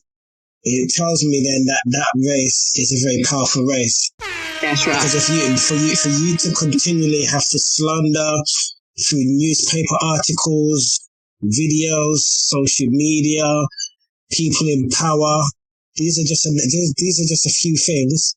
Tells me that you know that race is a very powerful race, and if they were to take center stage, it could cripple what you want for your own. Period. Without a shadow of doubt. Because if you know that a race is failing, and you truly believe that this race is, they're this, they're thieves, they're robbers, they're whatless. So I mean, why would you work so hard day and night in constant slander, destruction, you name it? And then what you do now is you hire and you pay these celebrities, these music artists, these movie actors to not only state and act in these films and roles, which then just shows a negative stereotype of that race. You now feed it out there, so now that when people that see this, they truly take it on board. Because remember, it's subliminal. When you have some people that watch films, but then when you constantly see a particular race continuously play a role which fits a narrative that's being pushed already, you now not only subconsciously feed the minds of the people, the people now have a preconceived idea of you as a particular race. And then like propaganda, you constantly put the lie out there in the papers, people begin to believe the lie. You see what I mean? So I feel that we are a very powerful race, and the constant negativity in which you see in the papers, and always the black people that's always getting harassed by police, and constantly see it time and time again. They're innocent people, no attitude, nothing, and they just constantly. So it says a lot. But what we need to do, but that's not to throw you off, as I like your point, and I want you to learn, but that's not what the social media comments suggest. When you look at comments coming from people that are non-black, especially white British people, not all, but many fill up the comments. Yeah. Do you know what I believe? I believe that a lot of this is controlled opposition, and I believe a lot of these things are bots. I believe that the Charleston White guy has been placed to fulfill a role. 100%. What kind of role? Though are quite. He says something. He says on point. I'm not gonna lie. The same with Kevin Samuels and that Cheryl lady. I don't agree with everything they say, because some of it is pushing a negative and toxic narrative. But some of the things they say are valid points. Have to do that though. They have to give you truth. Let me throw this one on you, not to stop you again, Genius. But with the examples that you just given, the Kevin Samuels and all these other people, their material is usually aimed at us. Why always us? Who else are they supposed to aim it at? They're black. But in the other people that they are around where they can expose, yes, some black people, but some white, some Hispanic, why is it always us? It doesn't work like that. Yeah. I don't know, I think he's a professional. Kevin Samuels is a professional. What is he, like a person that sets up people for dates, successful marriages and stuff like that? Yeah. Why is he only, I see, I don't know, 90%, 95% of his footage is him going at black women? Is there something going on? Well, Are we It could be our own dehumanizing? that we take out on each other. Yeah, are we dehumanizing? Is there a dehumanizing of black people going on here? And these people are a part of the system. Why do they keep on aiming their bullets at us? Yeah, that's why they're so successful. Yeah, definitely. That's why I don't feed into it. Like, I know people are not used to seeing a show like ours where you've got black men and a black woman actually having civilized conversation, and we're able to articulate our own individual opinions without, I don't have to tear you guys down, you don't have to tear me down. They're not going to be used to seeing this because they want us to fight against each other, but we're not pushing that narrative. Do you know what I mean? Because there isn't any need to. Like, I'm here to learn from you, and hopefully you'll get to learn something from me. Like, it doesn't make sense for us to tear each other down, but people like toxic shit. That's just it. Especially when you think about some of the backgrounds that people come from as well. That's all they're used to. They saw it. They saw it in their own home. Mummy tearing down daddy, daddy tearing down mummy. And then when dad's gone, your mum's saying your dad ain't shit and you don't like black men. And then when you go to your dad, he's probably calling black women bitches and hoes. So it's just like a vicious cycle. So they're used to seeing that from being in the home. And then now it's even pushed more out onto social media. Of course, they're gonna feed into it because that's what they're used to seeing. They're used to being around that. Like, for instance, when I was growing up, it was wild, and I knew it was wild even as a child. When I used to hear my mum's partner, who's my brother's dad at the time, he was my stepfather, right? Yeah. Literally say to my brother, who has a different dad, that has the same dad as me, say to him, when you're older, don't date any women with children. And if you do, just fuck them and leave them. My God! My God! Yeah, and he had a child with my mom. And this is what he was teaching my brother. Literally. So it just, it's like... So then it's Charleston White and them and they right about us then? To a degree, yeah. Yeah, literally. Yeah. Even me, I try to be mindful of that. Even if I'm annoyed with the kid's dad, like, be careful how you tear him down because that's going to impact their view. And I don't think people are always fair. People will quick to tell you what someone did to them, but they will never tell you what they did to that person. 100%, Whereas there's no fire without smoke, right? There's no fire without fuel. It takes two people to fight. It takes two people to argue, right? 100%. But you're not going to hear that from most people. They're only going to tell you one side of the story. So if you're constantly saying, I'm fair, I tell my kids, me and your dad was young, we both made mistakes, to be honest. And if there's any man who can say I gave them a hard time or it was stressful while they were with me, the only man who can really say that is my children's father. That's the only person who I would give leeway to like that. Because he was with me when we were young. Yeah. Literally. So he saw me go through things that no one else probably saw me go through. Differently. Yeah, but that's it. More time we don't tell both sides of the story. We just say what the other person done. I'm honest with my kids. I told them, I did this to your dad and I did that. So, we gave as good as we got, both of us. Yeah. Because I just think people like to lie. Literally. And there's your side of the story, my side of the story, and then there's the truth. Yeah. That's true. And we all, as human beings anyway, have different perspectives on things. Do you know what I mean? I might be explaining something to you, but you just have a different perspective on it. Does that necessarily mean you're a bad person? No. Or does it mean that you just see things differently? Yeah, you have an opinion. Obviously, you see things from your lenses, innit, in life. Right. They don't walk the same road as you. Do you know what I'm saying? Okay. So at the end of the day, that's a good one still. So are we conflicted then in saying that you're saying Charleston White and them kind of people are right about us and Genius is saying it's like some industry plant thing going on where they're in positions? What are we saying?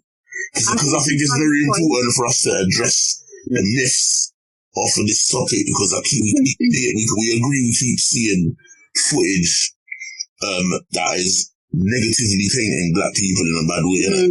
And it's our own people that are the biggest content creators that are doing it. And, you know, something don't feel right, because why are we not having the biggest content creators on these platforms flying around telling us about the great things that we do, the great things that we've achieved? How many black men out there that are successful in marriage? How many black women out there that are successful mums and have got their kids from school all the way up to university and then got their career jobs? And why is there nobody like that? We got the same people that look like us exposing and tearing down us. You get me?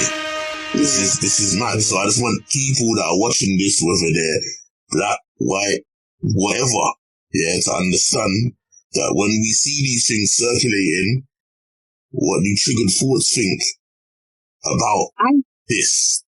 Because I just want to be careful, you get me, with the messages that we're allowing to go out there and paint us a certain way, because as we know, what we saw in the UK over the summer with the following the Southport attacks on those young girls, there's a lot of racist far-right riots coming out because people buy into this madness. Do you know what I'm saying? You know, I saw a video the other day, just to give you a quick idea of a group of British white people walking down the road. One white woman was holding a child's hand. The child looked like she was about 12 or 13, a girl, and she's skipping while she's walking with her mum, and she's saying something like, you know, the racist word for Asians, P-word. Okay, yeah. P-word out, P-word out, P-word out. She said it bare times, and one other British white woman that was standing and saw it was recording them go past, was like, "Oh, are you proud of you? Are you proud that you make your children walk around like that in public and say those things? You look very hard and whatever, not innit?" And then a couple of far-right guys came over and started to challenge her. "What are you talking about? We let too much people in through the borders." And she's like, "Oh, so you think that all people that ain't British are like that?" And really, what the man said, "Well, go say them. Don't you watch the news?" Oh my God. This is what's going on out here, bro. I'm sorry, I don't mean to laugh, but it's super stupid and ignorant. But we have this high level of inbred, daft, caveman ignorance going on out here. And they obviously don't know. They haven't really lie vision. Telling lies to your vision to brainwash you. Let's just break it down. You have good and bad in everything. The same way you might see some black men do certain things, you have some white men that don't take after their pick-me and beat their women and they're alcoholics. Stella, that's I know enough British non-black people that bust up their woman. It's like, come on, stop. Don't be ignorant. You have people who just struggle with certain things. Stop. Regardless of their race or their gender. Like, it's not mutually exclusive to black people. Yeah. You know, like, it's that's the narrative that's being painted out there, though. Like that. Yeah. That's the narrative that's painted out there, and people are buying into it. And then especially when we got our own talking about us, you know what I mean? I think to the point where we've even got non-black people, i.e. Europeans, doing videos now saying positive things about black people. You know what I mean? Like, where are we going with this, blood? Like, I spoke to different demographics of people. Some people say to me they don't mind white people coming and saying their piece about black people if it's positive. Some people have been like, not their place to talk about it. It's not their lived experience, mate. But it's all mad. Huh? But they experience black people, though.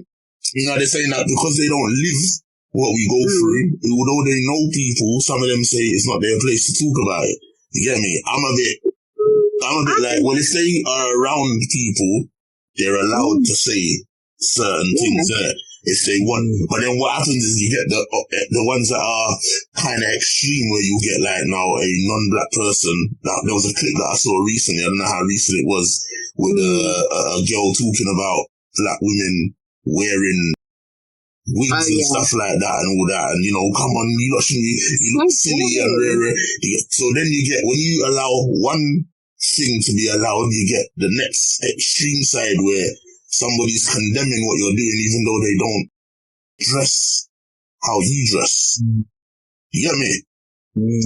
Do you know what I see? I see a lot of people just need to mind their own business. Why are we so concerned with what other people are doing? Like, do you think I care if a white girl wants to rock braids? I don't care. How does that affect my life? This is it. Do you know what I'm saying? Like, I see all these little stupid things, and I'm just like, don't you have anything else going on in your life for you to be worrying about that? Them fickle shit. Like, ain't there better things we could be teaching the kids?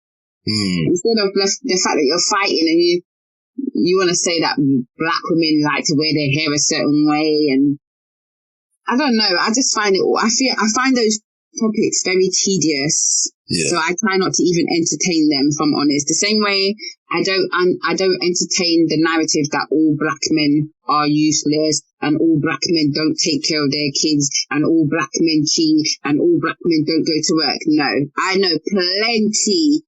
And I wanna emphasize, I know plenty of black men who are very hardworking, who look after their kids, yeah, and they don't play about their people. Yeah. They reign supreme. So I see it as if you're pushing that narrative, that's your personal experience. But maybe, just maybe, you need to look at how maybe you can change that narrative. Maybe work on yourself. Maybe be around better people. Literally, because if I meet one black man, I've had experiences with black men. I got molested by a black man. Do I think all black men are terrible? No, I don't. Do I let all black men pay for that? No, I don't. So I wouldn't expect a black man now to come and make me pay for something that some next black woman's done or next white lady's done. It's ridiculous. And I see that we just keep pushing this narrative. And it's true, we highlight the negative things, but why don't we the positive things do get highlighted, but they don't get pushed out there as much as the negative things. Yeah, that's what I'm saying. Right? Don't you think that, Genius? Don't you think we need like a Kevin Samuels that will be talking to black women and talking to them in a way where he's successfully able to match them up with another successful black man, and then you can see like a later on footage of the two of them together with their families and rare. It's all tearing down stuff. Look at the balloon pop challenge thing. That's gone mad. Oh, yeah. That's wild. Do you get me? Yeah, it's just, to be honest, I just think it's just too many control the position, man. I'm just out of these people, to be honest with you. Yeah. I don't. So, yeah. It's quite bad, to be honest. It is. Because even when you hear about the things that people say about black women, we're so angry, we're so bitter. I'm like, because what a black woman I know are loving. We are builders. We don't tear down. We build. Yeah. I don't understand. Like, I can have healthy conversations with the black men around me. The only ones I can't are the ones that don't want to do their spiritual work and don't want to be told anything about themselves. Rarely, truly. But the ones who are actually cool, calm, and collect, we reason. We chop it up. You could tell me things about myself and I'm going to actually marinate on what you said and take something from it, you know? And I think that's the problem. We don't listen to each other enough as black men and black women. We don't connect enough. We got so caught up in everybody else's way of doing things that we lost ourselves, we lost our traditions, we lost our respect that we had in our home. We lost that desire to even want to be subservient or caring towards our men, some of us black women. Not me specifically, so maybe I should quote that differently, but, you know. Remember, we have to be careful as well, you know, because, so it's a shock you there, but, like, this isn't the first time that this feminist thing has been used to disband black people, if you know what I'm saying. Like, when they had in America, when they had the Black Panther Party, and you had, like, all them people like Angela Davis and all these strong black figures that was, fighting against black injustice and looking for equality and that within our community and stuff.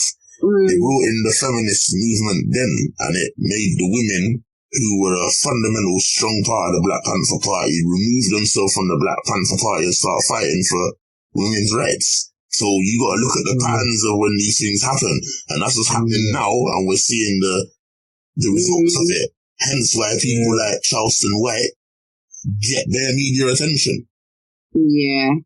It's sad. I think it's sad that he said he intentionally procreated with a different race. That comment there I didn't like at all. That bit right there was what hit me. I was like, wow. I didn't like that at all. Are we so unrelatable? Because sometimes I do wonder by how I see even some black men act towards good black women who are there for them.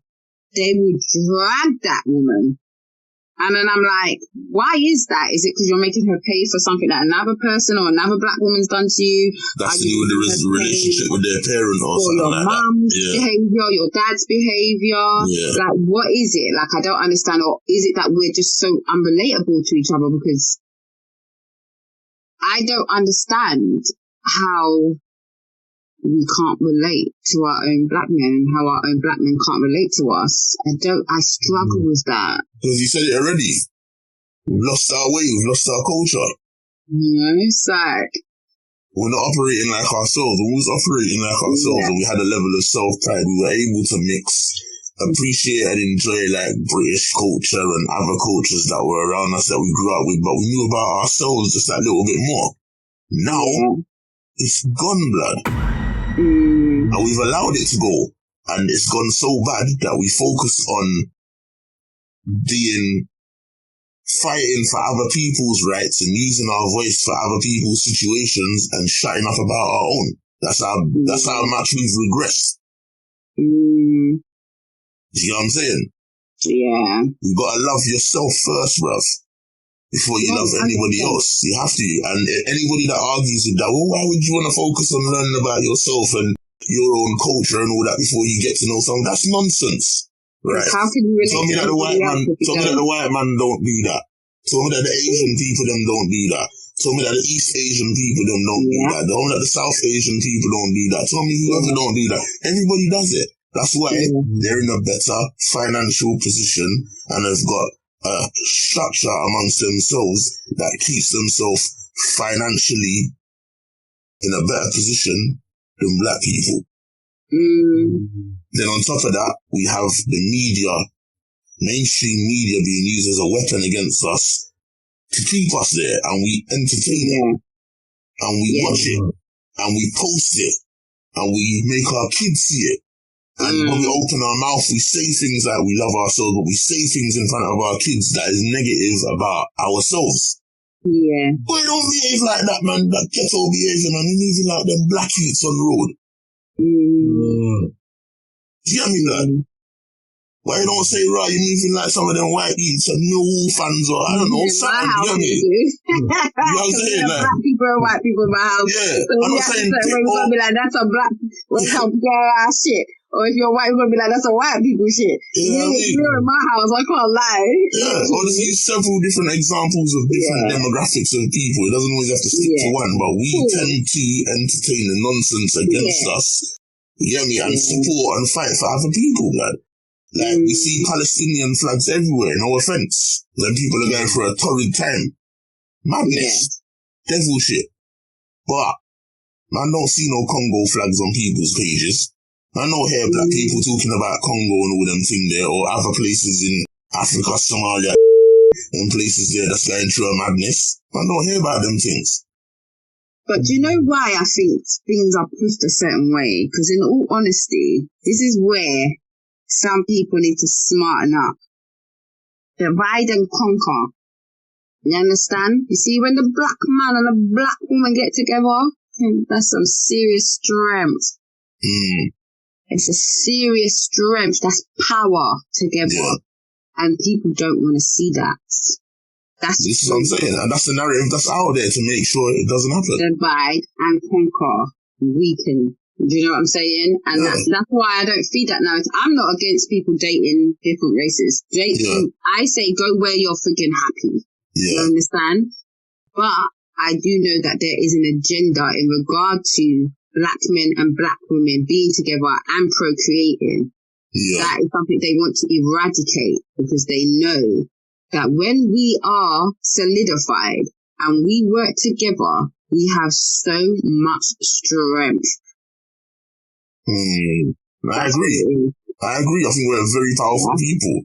very powerful people. You know what I mean? That's not to discredit anybody else, but I think we're a very powerful, and it shows, because at the end of the day, we're being held back and we're being pitted, so we stay at the bottom. But at the end of the day, everybody is trying to, I don't care what anyone says, I say it boldly, they're all trying to be like us, they're all taking a piece. Everyone is. Yeah. Whoever it's the hair. Yeah. Whether it's the way, whether it's the physique that we have, whether it's the music, whether it's the way we walk, whether it's the way we wear our clothes, whether it's the lingo, whatever it is. You know what I mean? Like, everyone's trying to take a piece. But when you ask all of them, is that what you're influenced by? Is that black associated? They'll tell you no. They'll boldly tell you no. Yeah. And it's been set up now where even if we want to challenge that and be like, what do you mean no? Of course that's our thing. We was doing that, or we, you know what I mean, was running with that from 90. Now the system has set it away where you can't challenge them, because now you look like you're trying to be woke, or trying to, do you know what I'm saying to you? They're set a certain way, and this is the things I've been saying to Genius. These are the things I've been saying to Genius. We all have to mind what we're doing, because we have kids, young kings, queens, like, they're going to grow up, and what we do and what we allow and what we entertain and what we fail to promote is going to impact them. Yeah. You know what I mean? When they're in the workplace and we're keeping our mouth shut about our own racial issues and not trying to uplift, but we're opening our mouth and representing other people's issues rather than our own, it could get to a point where when our kids are finding their own jobs and stuff like that, career paths, slavery systems start coming into Europe. I don't think it's impossible. And they're going to be mistreating black people in the workplace because they've been manipulated not to have a voice about their own issues with injustice when it comes to race. Just like when you're seeing in Africa, if you can see in Africa, East Asian man going there and having man work in factory and market and beating them with stick because they're not saying a Asian ritual in the beginning or something, brother, it can happen here. Mind what you're doing. It can. But just know that there's some of us who slap this back, literally. I hear, but we got to set the thing. I'm saying we got to set the thing first. You understand? So 100%. I teach my kids certain things because, like you said, they should know thyself. And I teach them, don't get brainwashed by the stuff that you see on the internet, because that's all fake shit, to be honest. You've got to teach your kids to know God too. I think a lot of people, like I said before in a previous episode, a lot of people don't know God, if I'm honest. They just bench warm and then throw stones from their glass house and they think they're doing something. You know, they don't have clean hearts. And like I said, I have no issue with my kids going out with whoever they want to go out with. But what you don't do is tear down your own in that sense. Like, you've got good and bad in everything. The same way I might walk down the road or allow others to tear down their own, because that's the next thing. The black people are in relationships and they're making their partners who ain't black tear down their race and their family blood with negative talk. And no one can tell me that it ain't happening, blood, because I've seen it bare times. Do you know, I've not just seen black men do that. I've seen other races do that too, where I've had to say, stop that to them. Like, don't tell me that you don't like white women. Stop that. You're white. Like, definitely. I agree with that. Definitely. Black women or mixed race women, but don't tear down a white woman. Those things there I don't like. Do you understand? But have you seen a black person going out with a white person, and when they're angry, the black person use the white person's race to disrespect them? Have you seen that? I'm trying to think. Yeah. Have you seen it a lot? When I was younger, I saw it, yeah. Oh, okay. Yeah. Sorry, but as adults, have you seen it? Nah.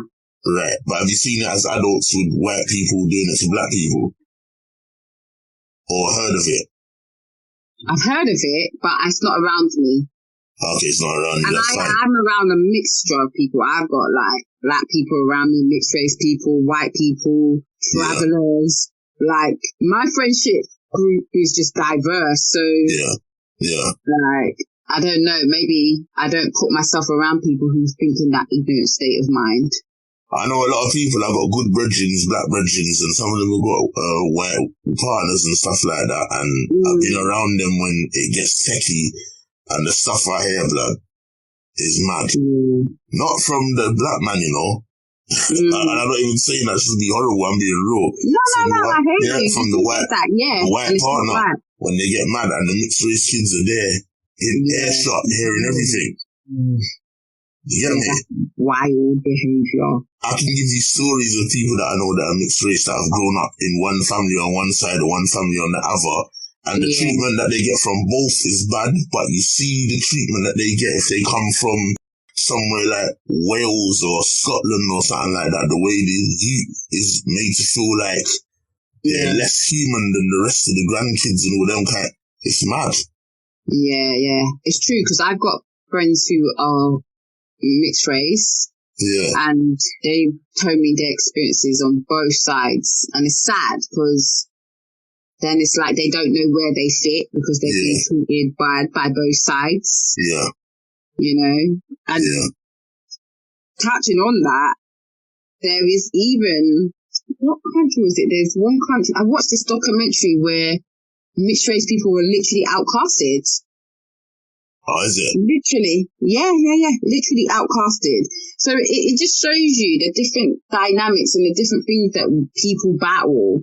That's why I'm like, when I see people moving with an ignorant state of mind, I'm like, what are you doing? Have you even deeped it? Have you deeped yourself? Do you even think about what you say before you say it? Does your brain and your mouth correlate? Like, because people, you'll never know the battles that other people go through. Yeah, 100%. 100%. I agree with that. But listen, people, I'm sorry to cut you. I was just about to say we're going to wrap it up still, you know? Yeah, no, that's fine. Unless you want to drop that one little piece there and then we get ready to wrap it up still. Yeah, that's why even with the man and woman pinning each other off against each other. Yeah. We could just have a conversation. Definitely. We don't have to pin each other off against each other. We could actually really learn. There's so many things that I learned from men, especially our black men, like, that I'm grateful for, you know? But we don't take the time to connect and listen. And I think we should do that a bit more. Sometimes even just listen. I'm going to drop something on you, and I think we might be able to use it for a future episode, yeah? And I'm going to ask you your thoughts on what you think of this episode still. Yeah. So what I'm going to say in response to you there, Divine, is I saw something that made me think of a question, and it was the example that you gave. We need to speak to each other more. Why would women feel? I'm not asking you the question. I'm just putting it out there. Yeah?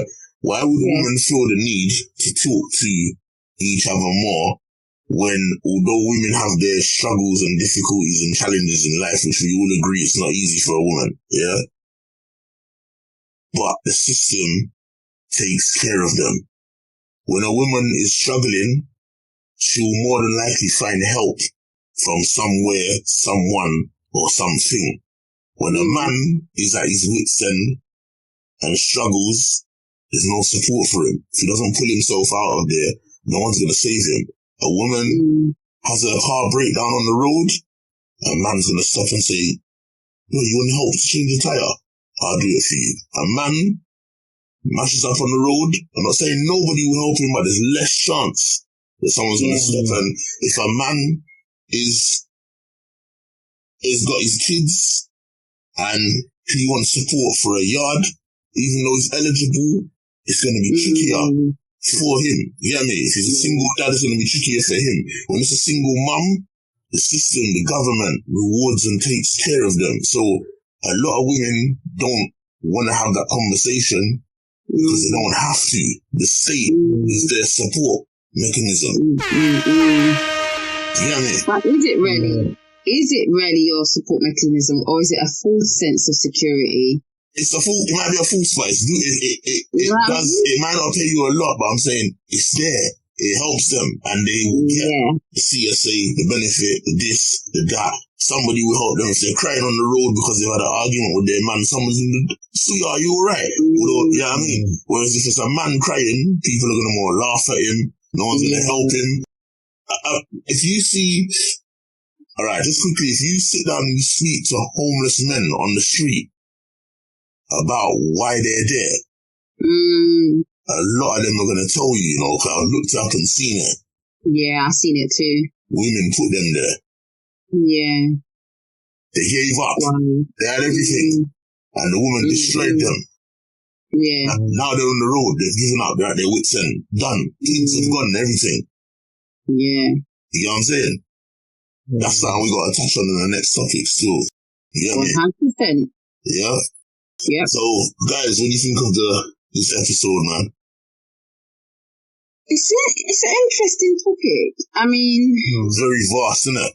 Yeah. And I hope people could see that. You know, maybe... Controversial. Yeah. If they're going through certain situations like that, they maybe can just step back and think, why am I okay with behaving like this? Why am I okay with accepting this? And where does it even come from? Because I think sometimes it's all learnt behavior. We emulate what we see growing up, right? Yeah. And just because we've seen it don't mean it's right. Very true. Very true. So you're saying genius? Controversial. I think unless there's a change, then I think what we'll see is just further destruction for the rest of our people, and it will just pour down to the next generation, and they will continue on down the bloodlines. It's quite sad to see that we're in this state in terms of the behaviors, you know. It's sad. You have to really ask yourself, you know, how did things get so bad and, you know, escalate to a point that things are like this? To a point where, you know, you have people that just feel so comfortable in, you know, just kind of, you know, speaking down on their own. And if I'm correct in saying, I watched something and it stood out to me. Am I correct in saying that man does not have any involvement? He made a point to mention that he sounds like he doesn't have any black baby mothers. I could be wrong. Yeah. So to me, so you know, when you have someone like that, that's very controversial and that's very popular, and if people believe in his in the things that he says, what can now potentially happen is now you've put a platform out there now, you not only put a platform out there, you've sowed a seed now, and you've put it in the minds of those that are weak, that they now need to kind of turn their attention away from black women. And now, if the arguments take place in the home, you know, Charleston White was right, you know, because he mentioned that so we could potentially now see a whole load of black men now start to now leave the black queens. That's been like but I'm just saying, but when you have someone like that uses a platform and goes on multiple interviews, I put up a load of them, and I put up a load of them just to see people's comments. So they're different scenarios, but the same thing. Black woman this, is a black relationship sustainable? He says no, it's gonna break. So when you now put this out there, remember it's negative as well. If you believe, you put something out there and you truly believe in your heart, you'll manifest. And all it takes now is just for a few more people, a couple of hundred more people that have that mindset, and then now you now start to have a decrease in a form of depopulation. Now you now start to see a decrease in procreation amongst black people. It's similar, you know, like similar where a lot of white people now, you know what, kind of sleep. So can you see what's happening now? Yeah. It's some madness, man. Yeah, 100%. Madness, yeah. I completely agree, man. Yeah, I mean, I think that this episode is a good episode. Like I said, it was very wide and vast. Yeah, I think we all put our opinions on the table, and I think we all did it respectably with each other, and it flowed well. You know what I mean? In terms of where we are as a people, I do think, like we're being set up a lot and brainwashed and manipulated, and I think there's a lot more weak, especially black people, than there are strong ones. That's what I think, innit? Yeah, definitely. I think a lot of people have given up on their identity, and even trying to extend their race, with having children and stuff. And that's not me saying that you can't have mixed children, because you can have mixed children, but mixed children. I'm happy put that out there, because I kind of. But mixed children for me always need to have.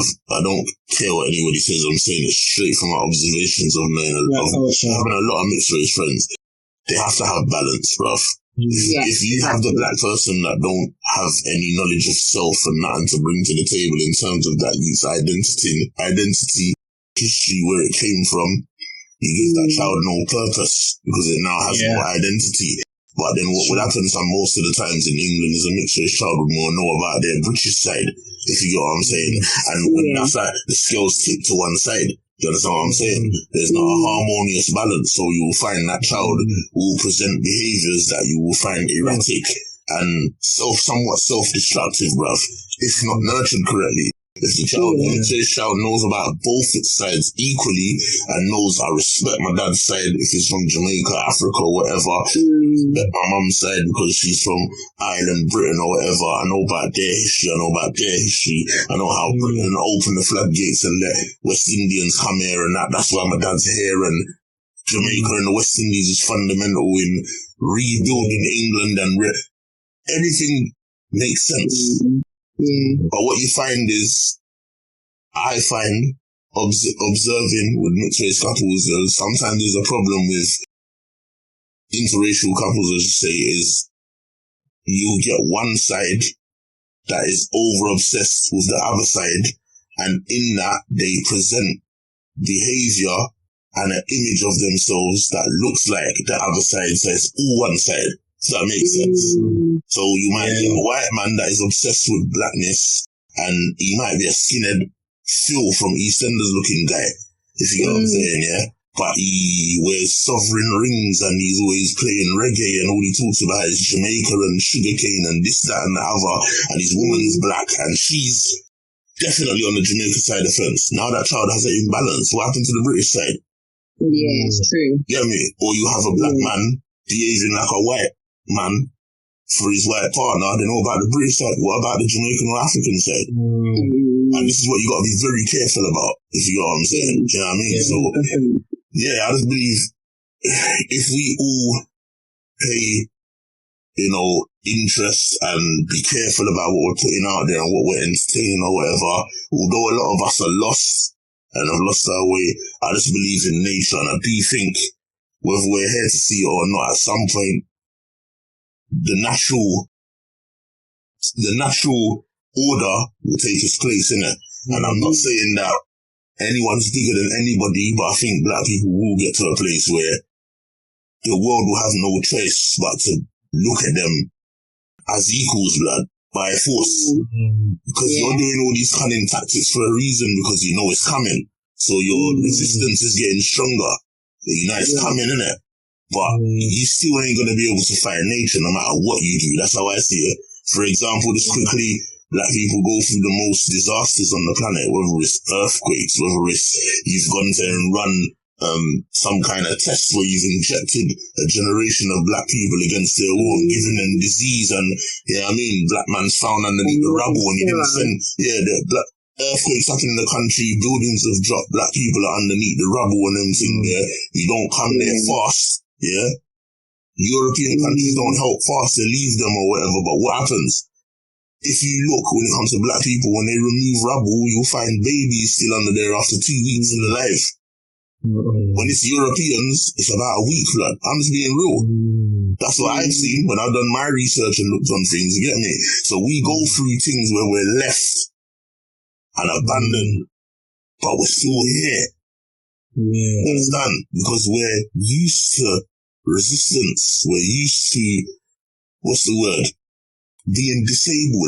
We've not had a head start. We work with small stuff, but we make it magic. You know what I mean? We haven't got the resources, but we're used to it. You know what I'm saying?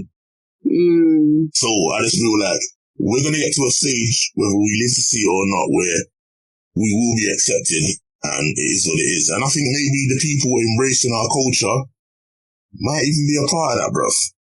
Yeah.